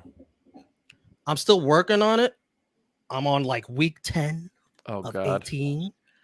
But I can so only imagine. far it's about 30 minutes, maybe a I can little. imagine I'll the try to shit we were keep it saying. an hour. I'll try to keep it an hour. I can imagine the shit we were saying, especially when Zach was struggling and Salah's press conferences. Oh my God! Right now I'm on the Colts game. And Oh, brutal. God, brutal. You can stop right there, Roman. You ain't gotta go no further than that. bro. That was Oh, horrible. those takes were probably off Matter the of fact, rails, cut man. That shit out. Well, I'd never go back and watch any of the streams. I can't imagine the shit we were saying. That shit was. Oh man! I Well, let think us you guys know, called dude. it Let us one know of when the it's done. worst We can watch it. losses. We had some bad losses, dude. Oh shit! I feel confident I'll get it done before tomorrow. If you want to watch it tomorrow night, We can do it tomorrow night if you want. Just let us know. Well- We'll post. We'll tell everybody we're gonna do it. We'll tell everybody to come. I can only imagine. Oh my God! All right. So dude. for now, if you guys want to do it, for now, tomorrow night, unless do something it. happens, I'll let you know early. But I feel confident it'll be done in time. You got it then. Well, we're gonna wrap man. this up. So Romeo, how can everybody find you? First of all, because you got all this shit. You're like you're bigger than we are, man. You're the star over there. Will you stop? What do you You guys are. got? Every time I- 7,000 subscribers? Yeah, More than that? everyone- 8, 10? No, you're like every time I go on Twitter, you're blowing shit up. You guys are always streaming and stuff. Yeah, there's a lot of wrestling out there. But you can follow me, True Heel Romeo, on Twitter and Instagram, and the True Heel Heat YouTube channel. That's TRUHEEL Heat. We do a lot of wrestling watch-alongs on that. So Tweet out your link, and I'll retweet it so everybody can follow you. We have a lot of wrestling fans that follow our nonsense. yeah, I've seen them come over and hang out. So definitely That's we perfect. appreciate it. Yeah, tweet it out, and we'll retweet it. No problem, brother. All right, man. Have a good night. All right, Roman. Appreciate Have a it. good night, dude. Have a good one, bro. See ya. I fear that video. I fear that video, dude, because it never comes out good. We I mean, always like, it can't be worse than the year before, right? oh, Nah, the year before was horrible, but this one might be pretty bad. That Coach game, bro, I know that shit was horrible, bro. That was. so we were It can't be worse than the Gay we shit. were roasting Salah for 3 or 4 weeks there. We ripped Zach to shreds. That shit was. It's not gonna be good, dude. I know Can't it's not gonna be worse than a good. year ago. Can't be. I hope not. All right. Well, first of all, thank you guys for all joining us. Sunday, J21. I guess tomorrow night we're gonna be doing the year in review. Not sure when we're gonna do our preview show because Primetime and I are gonna be at a concert on Friday, so we can't do that. So maybe it's Thursday. I don't know. Be there Saturday. Cool. Thursday. Of course, make videos, and we'll talk to you guys later. Have a good night. Go on.